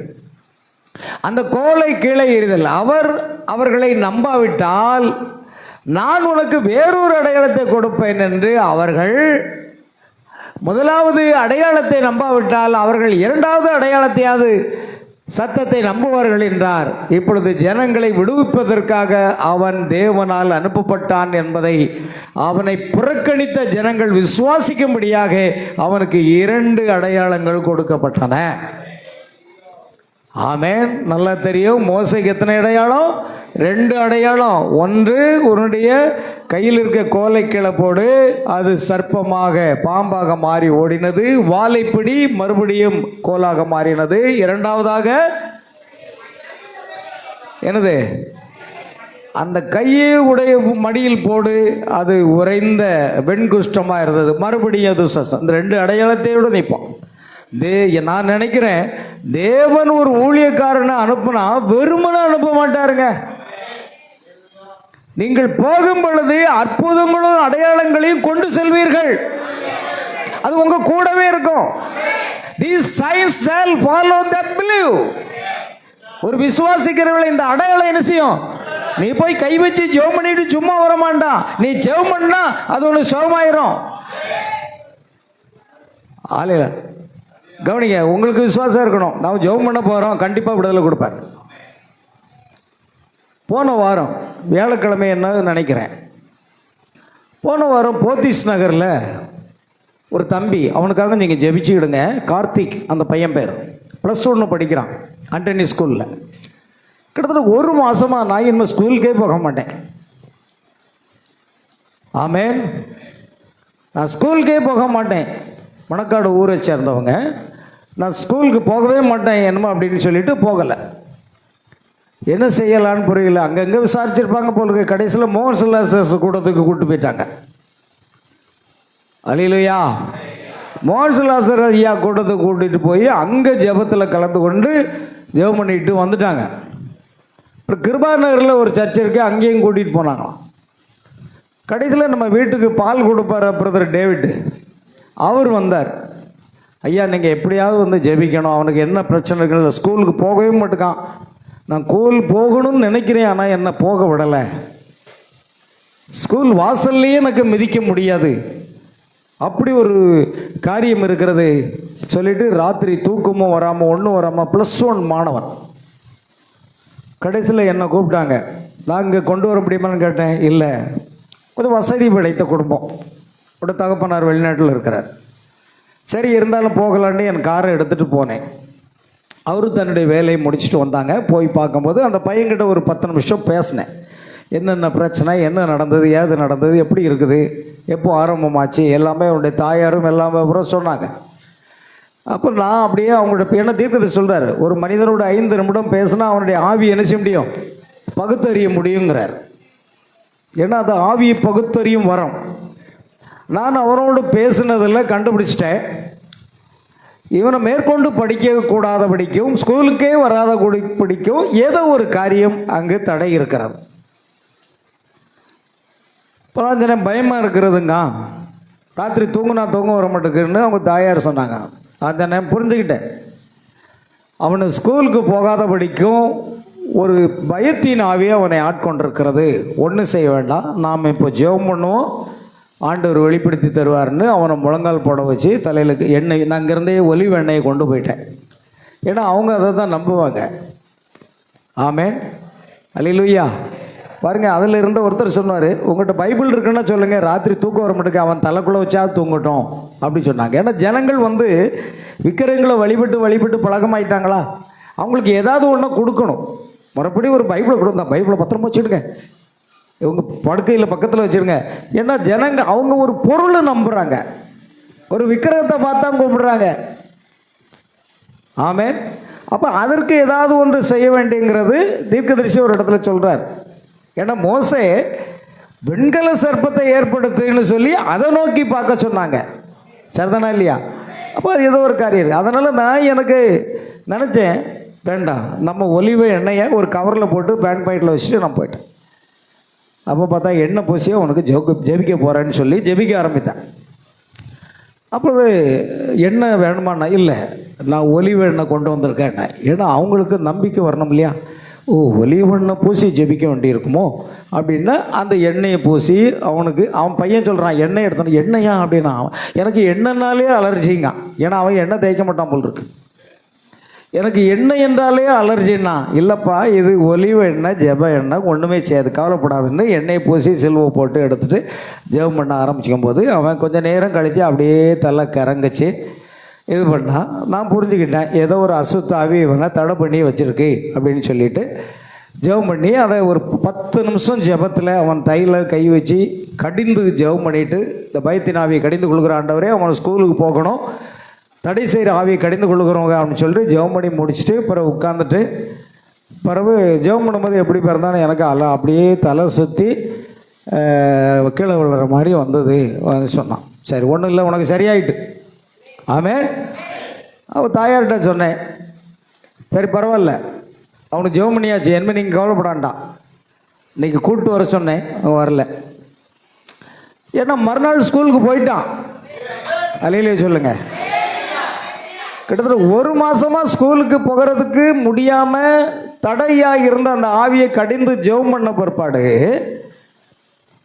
சரி அவனுக்கு சரியாயிட்டு காலையில் ஃப்ரெஷ்ஷாக ஏதாவது டிஃபன் கொடுத்து அவனை ஸ்கூலில் கொண்டு விட்டுருங்க, அவன் ஸ்கூலுக்கு போயிடுவான், நீங்கள் வேறு எதுவும் சொல்ல வேண்டாம் சொல்லிவிட்டு நான் வந்துட்டேன். பார்த்திங்கன்னா மறுநாள் காலையில் எழுந்தான், ஃப்ரெஷ்ஷானான், படித்தான். என்ன பண்ணிட்டான், அவன் தாத்தா கூட ஆட்டோவில் எடுத்து அவன் ஸ்கூலுக்கு போயிட்டான். ஸ்கூலுக்கு போயிட்டு வந்துட்டான். 1 மாதமாக ஸ்கூலுக்கு போகாதபடி இருந்த பையன் ஒரு 10 நிமிஷம் நம்ம ஜெபம் பண்ணி வரும்போது ஆண்டவருடைய வல்லமை தொடுகிறது, நாம் அல்ல. மோசே அற்புதங்களை செய்யவில்லை, தேவனே அற்புதங்களை செய்தார். மனிதர்கள் அற்புதங்களை செய்ய முடியாது, போதகர்கள் அற்புதங்களை செய்ய முடியாது, தேவனே நமக்குள் இருந்து கொண்டு அந்த அற்புதங்களை செய்கிறார். அந்த பால்கார சகோதரர் சொன்னான், ஐயா எப்படியாவது அவனுக்கு ஸ்கூலுக்கு போகணும் அப்படின்னு சொல்லிட்டு நேற்று நான் அப்படியே காலையில் நம்ம நாயை கூட்டிகிட்டு அப்படியே அந்த சைடு போனேன், சர்வீஸ் ரோட்டில். அவர் ரோட்டில் இருந்து என்ன பார்த்துட்டு நேராக வண்டி திருப்பி அங்கேயே வந்துட்டார். ஐயா ஸ்கூலுக்கு போயிட்டான் பையன், உங்களை பார்த்தவொன்னே தான் நன்றி சொல்ல வந்தேன் அப்படின்னாரு. அது கர்த்தர் செய்கிற காரியம் இருக்கு, நாம் அல்ல. தேவன் நமக்குள் இருந்து கொண்டு வியாதியஸ்தர்களை சுகப்படுத்துகிறார். தேவன் நமக்குள் இருந்து கொண்டு பிசாசுகளை துரத்துகிறார். அற்புதங்களை செய்வது நான் அல்ல. தீர்க்கதரிசி பிரணாம் சொல்றார், அற்புதங்களை செய்வது நான் அல்ல, தேவனே அதை செய்கிறார். இயேசு கூட சொன்னார், அற்புதங்களை செய்கிறது நான் அல்ல, எனக்குள் வாசமாக இருக்கிற பிதாவானவரே இந்த அற்புதங்களை செய்கிறார். இப்போ பாருங்க, தேவன் ஒரு ஊழியக்காரனையோ ஒரு விசுவாசியோ வெறுமனே தெரிந்து கொள்வதில்லை. நீங்கள் ரட்சிக்கப்பட்டு மறுபடியும் இருந்து பரிசுத்தாவின் அபிஷேகத்தை பெறும் பொழுது நீங்கள் யாருக்காக ஜெபிக்க போறாலும் சரி, உங்களோடு கூட தேவன் வருகிறார். வியாதியஸ்தர் மேல் கைகளை வைப்பீர்கள், அப்பொழுது அவர்கள் சொஸ்தமாவார்கள். இதில் ஆச்சரியப்படுறதுக்கு ஒன்றும் இல்லை. ஏன்னா பேதுரு யோவானும் தேவாலயத்துக்கு பொழுது தாயின் வயிற்றிலிருந்து பிறந்தது போல் சப்பனியான ஒரு மனுஷன் இருந்தான். ஆமென். அந்த மனுஷன் இருக்கும் பொழுது தேவாலயத்துக்கு இயேசு கிறிஸ்து அடிக்கடி போனாலும் அவன் சுகமாகலை. ஆனால் பேதுரு யோவானும் போது, ஐயா ஏதாகிலும் கிடைக்குமா என்று பார்த்தான். பொன்னும் வெள்ளியும் என்னிடத்தில் இல்லை, என்னிடத்தில் என்ன இருக்கிறதோ அதை உனக்கு தருகிறேன், இயேசு கிறிஸ்து நாமத்தில் எழுந்து நட என்று சொன்னான். அவன் துள்ளி குதித்து எழுந்து நடந்தான். அப்படிப்பட்ட வல்லமை உங்களுக்குள்ள இருக்கு, தெரியுமா? நீங்கள் வெளியே கொண்டு வரணும். உங்கள் வாழ்க்கையில் ஜப வாழ்க்கை இல்லை, பைபிள் வாசிக்கிறதில்ல, செய்தி கேட்கிறதில்ல, சர்ச்சில் வந்தாலும் தூங்கி தூங்கி விழுதுங்க. ஆமென். தூங்குறதுக்கு ராத்திரி இடமே கிடைக்கல. நான் 12 மணிக்கு தான் போய் படுத்தேன். காலையில் எழும்பி வந்து சர்ச்சுக்குள்ளே வந்துட்டேன். அவசர அவசரமாக ஓடுவோம். ப்ரஷ் பண்ணுறது கூட சில நாள் மறந்துப்போம். சில நாள் நான் ப்ரஷ் பண்ணாமையே சர்ச்சுக்கு வந்திருக்கேன், தெரியுமா உங்களுக்கு? அந்த ஒரு தேவனுடைய ஐக்கியப்பட்டு இருந்தால் தான் நாம் செய்தியை கொண்டு வர முடியும். அல்லேலூயா. எனக்கு அருமையான தேவ பிள்ளைகளை கவனிங்க. ஆனால் நாம் எப்படி வரோம்? இன்னைக்கு காலையில் எத்தனை மணிக்கு எழுந்துருங்க? எத்தனை மணிக்கு ஜெபிக்கிறீங்க? எத்தனை மணிக்கு சர்ச்சுக்கு வரீங்க? கொஞ்சம் யோசித்து பாருங்க. அப்போ இன்னும் தேவனோடு உங்களுக்கு என்ன இல்லை? நெருக்கம் இல்லை. ஆனால் அவர் வாக்கு கொடுத்திருக்கிறார், உலகத்தின் முடிவு புரிந்த சகல நாட்களிலும் நான் உங்களோடு கூட இருக்கிறேன்னு சொல்லியிருக்காரு. என் கூட இருக்கிறார் இல்லையா? ஏன் இந்த அற்புதம் நடக்காமல்? நான் ஜெபித்தா கண்டிப்பாக விடுதலை கிடைக்குங்கிற விசுவாசம் முதல்ல உங்களுக்கு வரணும். அடுத்து அந்த வியாதியஸ்தர்கள் இவங்க ஜெபிச்சா விடுதலை கிடைக்கும் என்று உங்கள் மேலே நம்பிக்கை வரணும். முதல்ல உங்களுக்கு உங்கள் மேலேயே நம்பிக்கை வரணும். புரியுதா? உங்களுக்கு உங்கள் மேலே நம்பிக்கை வரணும். என்ன நம்பிக்கை? நான் போய் ஜெபம் பண்ணால் கண்டிப்பாக என்ன செய்யும்? சுகம். அந்த நம்பிக்கை முதல்ல உங்களுக்கு வரணும். அடுத்தது உங்களை அழைத்து ஜெபிக்கிறவர்களுக்கு உங்கள் மேலே நம்பிக்கை வரணும். அப்படின்னா தேவன் இறங்கி கிரியை செய்வார். பாருங்க, மோசேயே ஜனங்கள் நம்புறது வரைக்கும் தேவன் அற்புதம் செய்ய முடியல. அவர்கள் இந்த அடையாளத்தை பார்த்த நிச்சயமாக தேவனால் அனுப்பப்பட்ட தீர்க்கதரிசி தான் என்று நம்ப ஆரம்பித்தார்கள். 10 விதமான வாதைகளை அனுப்பி அநேக அற்புதங்களை அடையாளங்கள் நடந்தது. அதே போல தான் சகோதரன் பிரணாமுக்கு இந்த காலத்துக்குள்ளே தீர்க்கதரிசிக்கு தேவன் 2 அடையாளங்களை கொடுக்கிறார். நாம் அதை தான் பார்த்தோம். ஆமேன். 2 அடையாளங்கள் பாருங்கள். அதை மட்டும் எடுங்க, சீக்கிரம் நம்ம முடிக்க போகிறோம். போட்டு மேலே தேவனுடைய நான் என்ன சுறுசுறுப்பாக இருக்குன்னா அதுமாரி நீனும் சுறுசுறுப்பாக க்ரோல் பண்ணிக்கிட்டே இருக்கணும். அல்லேலூயா.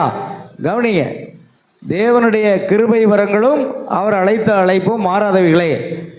தேவன் எரேமியாவுடன் நீ உன் தாயின் வயிற்றிலிருந்து பிறப்பதற்கு முன்னே நான் உன்னை அறிந்து உன்னை பரிசுத்தமாக்கி ஜாதிகளின் மேல் உன்னை தீர்க்கதரிசி ஆக்கினேன் என்றார். மோசேயும் இன்னும் அநேகர் தேவனால் முன்குறிக்கப்பட்டவர்கள், எல்லாரும் அல்ல, ஆனால் மக்களுக்கு ஊழியம் செய்வதற்காக வெவ்வேறு வரங்கள் மற்றும் அழைப்புகள் தேவனிடம் முன்னறிவின்படி அளிக்கப்படுகிறது. அதை பார்க்க வருபவர்களுக்கு அந்த ஒரே வழியில் தான் புரிய வைக்க முடியும் என்று எதிர்பார்க்கிறேன். தீர்க்கதரிசி மோசேக்கு 2 அடையாளங்கள் கொடுக்கப்பட்டது போல உனக்கு 2 அடையாளங்கள் கொடுக்கப்படும் என்று தேவன் சகோதரன் பிரணாமிடத்தில் கூறினார். ஜனங்கள் உன்னை நம்ப செய்வதுதான் உண்மையான பிரச்சனை. ஜனங்கள் உன்னை நம்பணும் முதல்ல.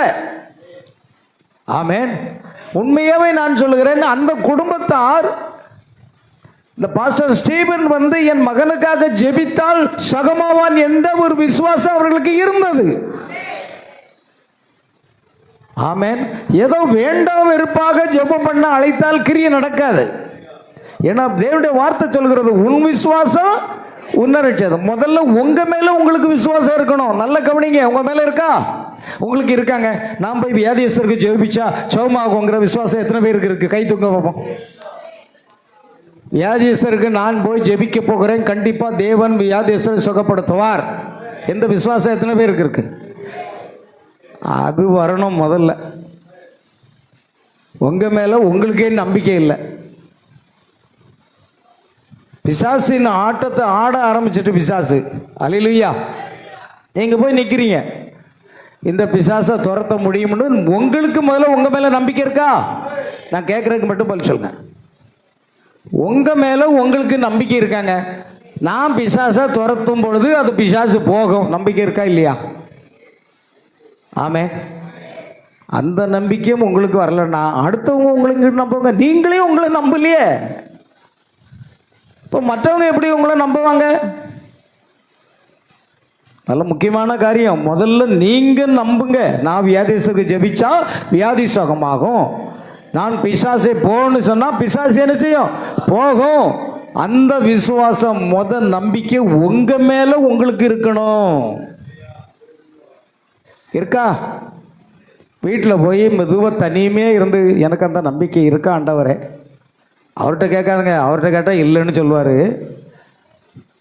உங்களையே கேளுங்க, கேட்டு பாருங்க. அந்த நம்பிக்கை உங்களுக்கு இருக்கணும். பாருங்க, போன வாரம் இந்த அக்கரவரம் தெருவிலேருந்து அருணான்னு ஒரு பிள்ளை பாப்பா, ஒரு சகோதரி வந்தான். எங்கே வேற ஒரு சபையில் போய் ஞானஸ்தானம்லாம் எடுத்து, பிதாகுமாரன் பரிசுத்தநாமத்தில் ஞானஸ்தானம்லாம் எடுத்து ஏதோ ஒன்றை எடுத்துக்க சொன்னாங்க. எடுத்தாங்க, போனாங்க, வந்தாங்க. என்ன ஆளை காணோம்.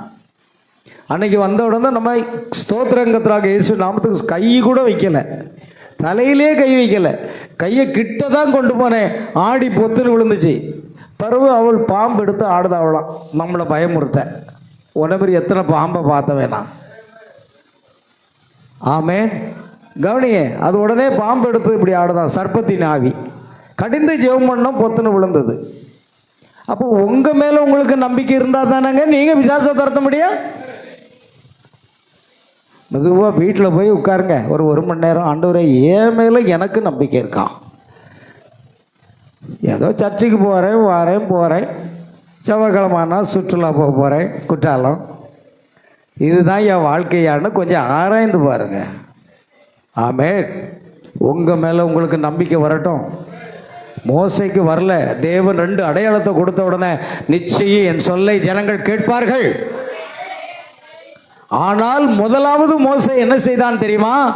நான் சகல கல்லா வல்லவன், எல்லாவற்றையும் கற்று தேர்ந்தவன், என்னால் தான் தேவன் இந்த ஜனங்களுக்கு விடுதலை கொடுக்க முடியும் என்று சொந்த பலத்தில் போய் அந்த பட்டயத்தை எடுத்து வெட்டினான், புதைச்சிட்டான். இந்த ஜனங்களுக்கு விடுதலை கொடுக்கிறதுக்கு தேவன் என்னை தெரிந்து கொண்டார் என்று தன் சுய பலத்தை பயன்படுத்தி பார்த்தான். அது தோற்று போய்விட்டது. ஆனால் இப்பொழுதோ தேவனை முகமுகமாக சந்தித்து தேவனுடைய 2 அடையாளங்களை பெற்று அந்த வல்லமையோடு கூட அவன் நடந்து வருகிறான். தீர்க்கதரிசி பிரணாம் சொல்லுகிறாரா, ஒரு வளைந்த ஆடு மேய்க்கக்கூடிய கோலை எடுத்துக்கொண்டு கம்பீரமாக நடந்து போனான்னு சொல்றாரு. அதை விவரிக்கிறார். வழியில் பார்த்த ஒரு சிலர், மோசே இவ்வளவு வேகமாக எங்கே போய் கொண்டிருக்கிறேன், நான் எகிப்தை கைப்பற்ற போகிறேன் என்று சொன்னாராம். எவ்வளவு அருமையா தீர்க்கதரிசி அதை விளக்குறாரு தெரியுமா? ஆமென். ஒரு வளைந்த கோலை எடுத்துக்கொண்டு அவ்வளவு தைரியம் தேவனை முகமுகமாக சந்தித்தான். தேவனுடைய சத்தத்தை கேட்டான். தேவன் மோசையோடு பேசினார். இந்த 2 அடையாளங்களை எடுத்துக்கொண்டு இனிமேல் என்னால் முடியும். ஆமென். இஸ்ரவேல் ஜனங்களை மீட்பதற்காக நான் சென்று கொண்டிருக்கிறேன் என்று சொல்கிறான். அதுதாங்க முதல்ல மோசைக்கு அவன் மேல நம்பிக்கை வந்தது. 2வது ஜனங்கள் அவரை நம்பினார்கள். அங்கு தண்ணீர் ரத்தமாக மாறுகிறது, பேன்கள் வருகிறது, தவளைகள் வருகிறது, என்னெல்லாமோ நடக்கிறது. இது மோசை அல்ல, தேவன் மோசைக்குள் இருந்து செய்கிற காரியம். ஐயால் பிரியமானவர்களை, நான் இதோடு முடித்துக் கொள்கிறேன். இந்த 2 அடையாளங்கள் உனக்கு கொடுக்கப்படும். ஜனங்கள் உன்னை நம்ப செய்வதுதான் உண்மையான பிரச்சனை என்று தேவன் தீர்க்கதரிசியின் இடத்தில் சொன்னார். வெறுமனே ஒருவருடைய வலது கரத்தை உன்னுடைய இடது கரத்தில் பிடித்து நோய்களை கண்டறிவது அவற்றில் உண்டாகும். பாருங்கள், முதலாவது என்ன செய்யணும்?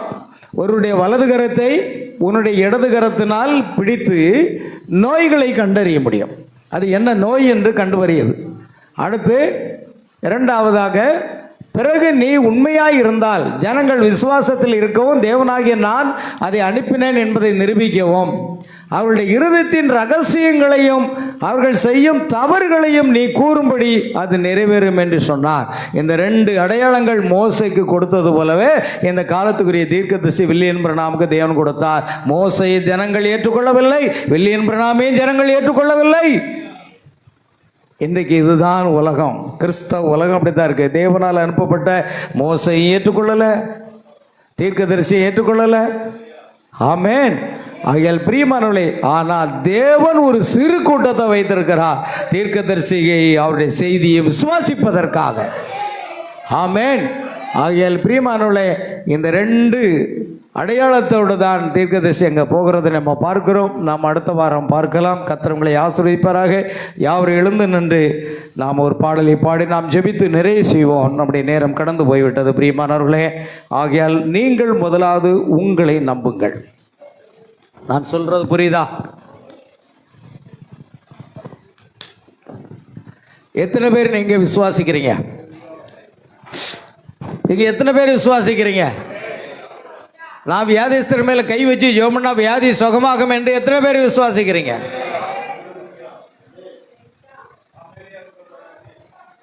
எப்படிப்பட்ட பிசாசா இருந்தாலும் இயேசு கிறிஸ்துவின் நாமத்தில் நான் ஜெபிக்கும் போது பிசாசு ஓடிவிடும். எத்தனை பேர் விசுவாசிக்கிறீங்க? உங்க மேல உங்களுக்கு நம்பிக்கை இருக்கா? கையை யாரெல்லாம் வைத்தீங்கன்னு கொஞ்சம் போட்டோ எடுப்பா. ஏன்னா அடுத்த பிசாசு அவங்க தான் துரத்த போறாங்க. ஏன்னா கையை தூக்குறவங்கள நான் சும்மா விட மாட்டேன், ப்ராக்டிஸ் கொடுத்தாகணும்ல. பெண்களில் எவ்வளோ பேர் கை தூக்குறாங்கன்னு பாரு. இப்போ அநேக கைகளை காணலையே. இந்த பாஸ்டர் நம்மளை பிசாசை துரத்த விட்டுருவார் போல் இருக்க. ஏங்க இதெல்லாம் விசுவாசிக்கிறவர்களால் நடக்க முடியாதுங்க.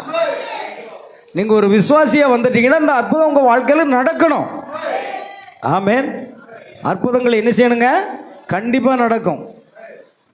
உங்களை போன்ற ஒரு விசுவாசியாக தான் நான் ஒரு காலத்தில் இருந்தேன். ஆமேன். ஆனால் எனக்கு என் மேலே ஒரு விசுவாசம் இருக்கு.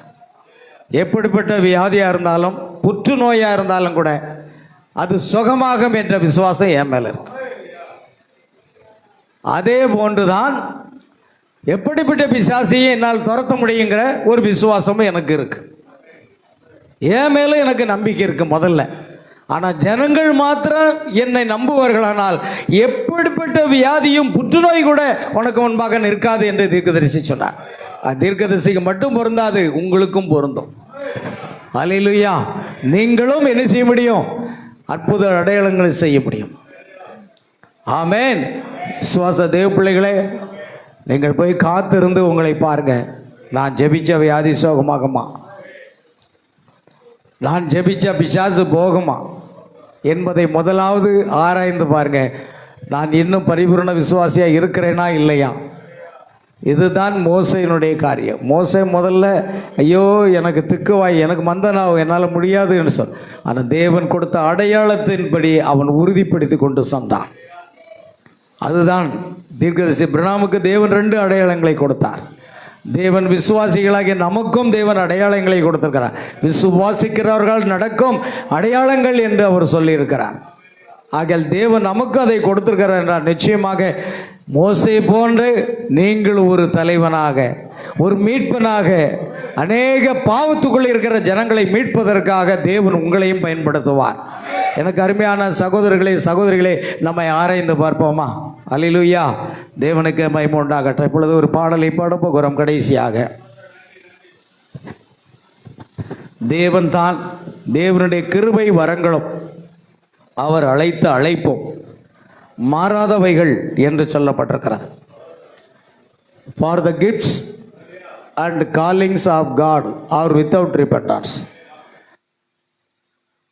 மனம் திரும்புதல் இல்லாமலேயே வரங்கள் கொடுக்கப்படுகிறது என்று வேதம் சொல்லுகிறது. ஆமேன். தேவன் நம்மையும் பயன்படுத்துவதற்காக தேவ சமூகத்திலே நம்மை தாழ்த்துவோமாக.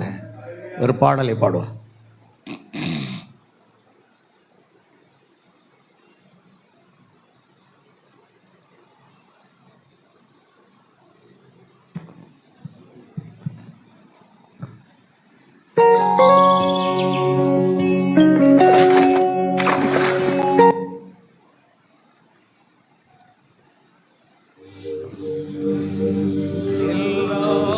நீர் தந்தது எல்லாமே நீர் தந்தது என் வாழ்விலே என் இயேசுவே எல்லாமே நீர் தந்தது.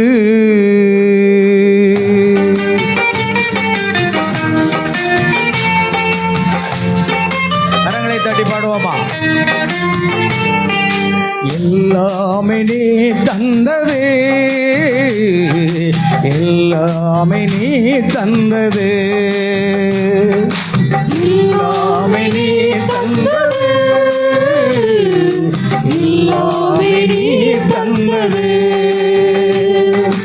என் வாழ்விலே என் இயேசுவே எல்லாமே நீ தந்தது.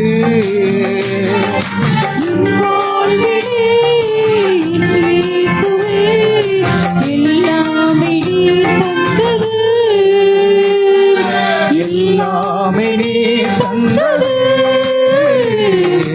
எல்லாமே நீ தந்தது.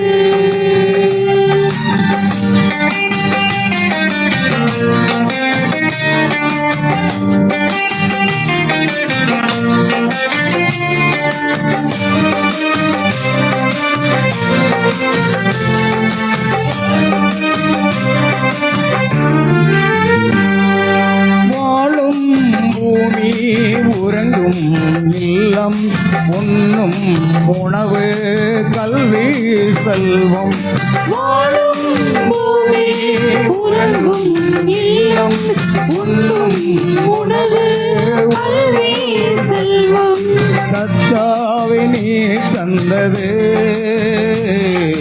காருண்யத்தால் வந்தது கர்த்தாவே நீர் தந்தது காருண்யத்தால் வந்தது என் வாழ்விலே என் இயேசுவே எல்லாமே நீர் தந்தது என் வாழ்விலே என் இயேசுவே எல்லாமே நீர் தந்தது எல்லாமே நீர் தந்தது எல்லாமே நீர் தந்தது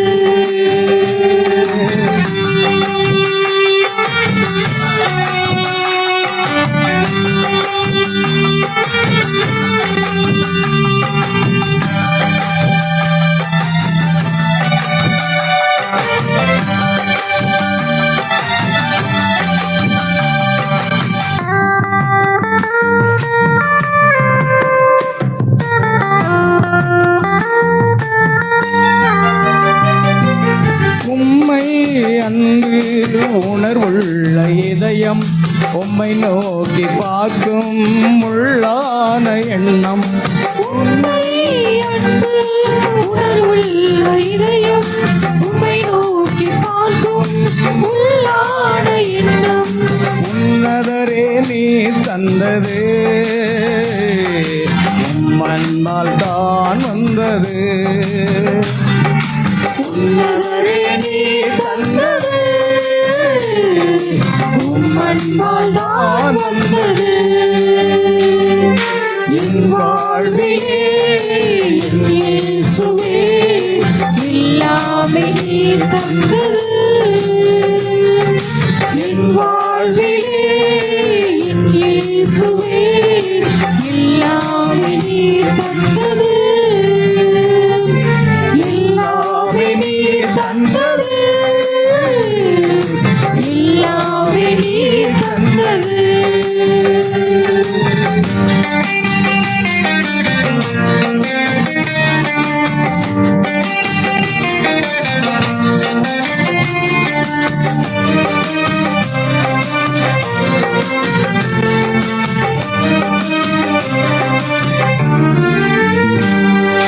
விண்ணை துறந்து மண்ணில் வந்து உம்மை கொடுத்து என்னை மீட்டு விண்ணை துறந்து மண்ணில் வந்து உம்மை கொடுத்து என்னை மீட்டு ரட்சிப்பு நீர் தந்தது ரட்சண்யத்தால் வந்தது ரட்சிப்பு நீர் தந்தது ரட்சண்யத்தால் வந்தது என் வாழ்விலே என் இயேசுவே எல்லாமே நீ தந்தது என் வாழ்விலே என் இயேசுவே எல்லாமே நீர் தந்தது எல்லாமே நீ தந்தது எல்லாமே நீ தந்தது எல்லாமே நீ தந்தது எல்லாமே நீ தந்தது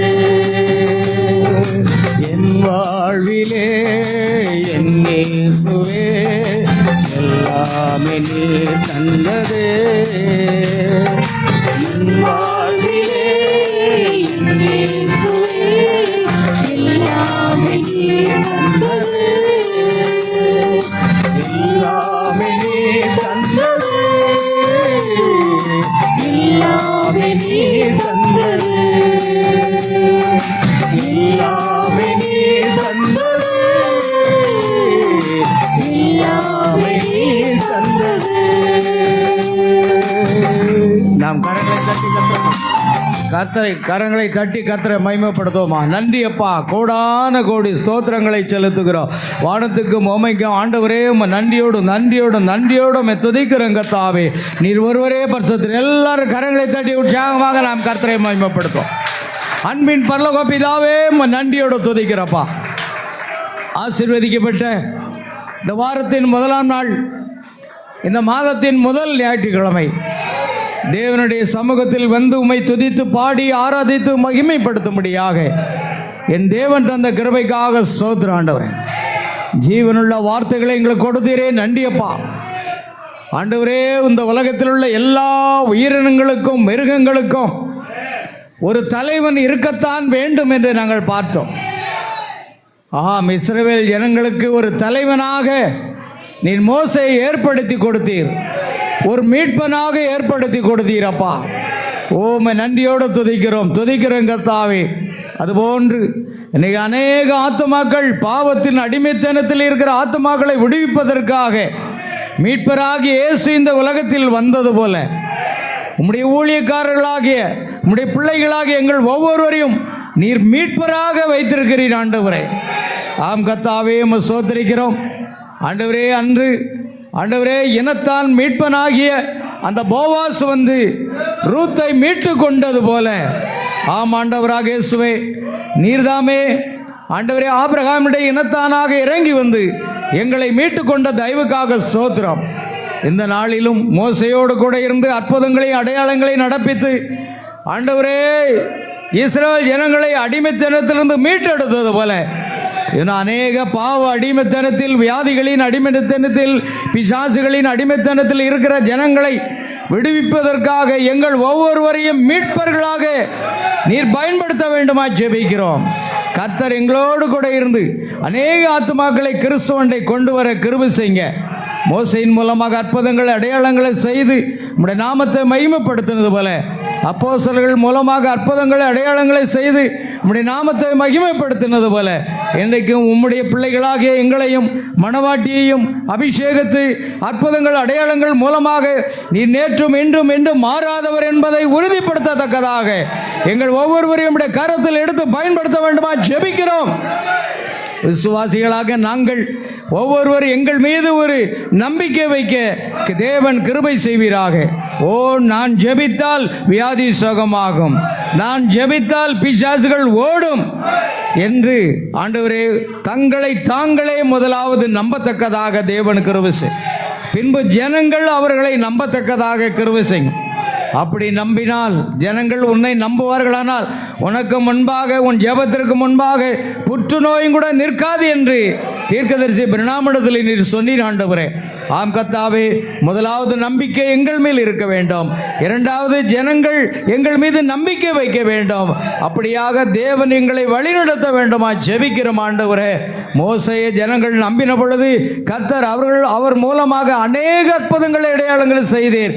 நீர் உயிரோடு இருக்கிறவராக, நீர் ஜீவனோடு இருக்கிறவராக, நீர் யெகோவா தேவன் என்பதை உறுதிப்படுத்தின தயவுக்காக ஸ்தோத்திரம். அவனமாக கர்த்தர் எங்களையும் தாழ்த்தி உம்முடைய கரத்தில் ஒப்புக் கொடுக்கிறோம். எங்கள் வழிகளை எல்லாம் நாங்கள் மறந்து விட்டு உம்முடைய வழிகளை பின்பற்ற எங்களுக்கு உதவி செய்ய வேண்டுமா ஜெபிக்கிறோம். ஆராதனையில் கலந்து கொண்ட ஒவ்வொரு சகோதர சகோதரிகள், பிள்ளைகள், குழந்தைகள் அனைவரையும் ஆசீர்வதிப்பீராக. உம்முடைய கரத்தில் ஒப்புக் கொடுக்கிறோம், பொறுப்படுத்திக் துதி கன மகிமை யாவற்றுமுக்கு செலுத்துகிறோம். கர்த்தராகிய இயேசு கிறிஸ்துவின் நாமத்தில் கேட்கிறோம் பிதாவே, ஆமென். என் ஆத்மாவே கர்த்தரை ஸ்தோத்ரி, என் முழு உள்ளமேருடைய பரிசுத்த நாமத்தை ஸ்தோத்ரி. என் ஆத்மாவே கர்த்தரை ஸ்தோத்ரி, கர்த்தர் செய்த சகல வரங்களையும் மறவாதே, ஆமென். நம்முடைய கர்த்தராகிய இயேசு கிறிஸ்துவின் கிருபையும் தேவனுடைய அன்பும் பரிசுத்த ஆவியுடைய ஐக்கியமும் சந்தோஷமும் சமாதானமும் சுகமும் பலமும் ஆசீர்வாதங்களும் நம் அனைவரோடும், நம் குடும்பத்தார் அனைவரோடும், சகல பரிசுத்தவான்கள் அனைவரோடும் இன்றும் என்றும் சதா காலமும் நிலைத்திருப்பதாக. அல்லேலூயா, பிரைஸ் தி லார்ட். கர்த்தராகிய இயேசு கிறிஸ்து உங்கள் ஒவ்வொருவரையும் ஆசீர்வதிப்பார். God bless you, God bless you, God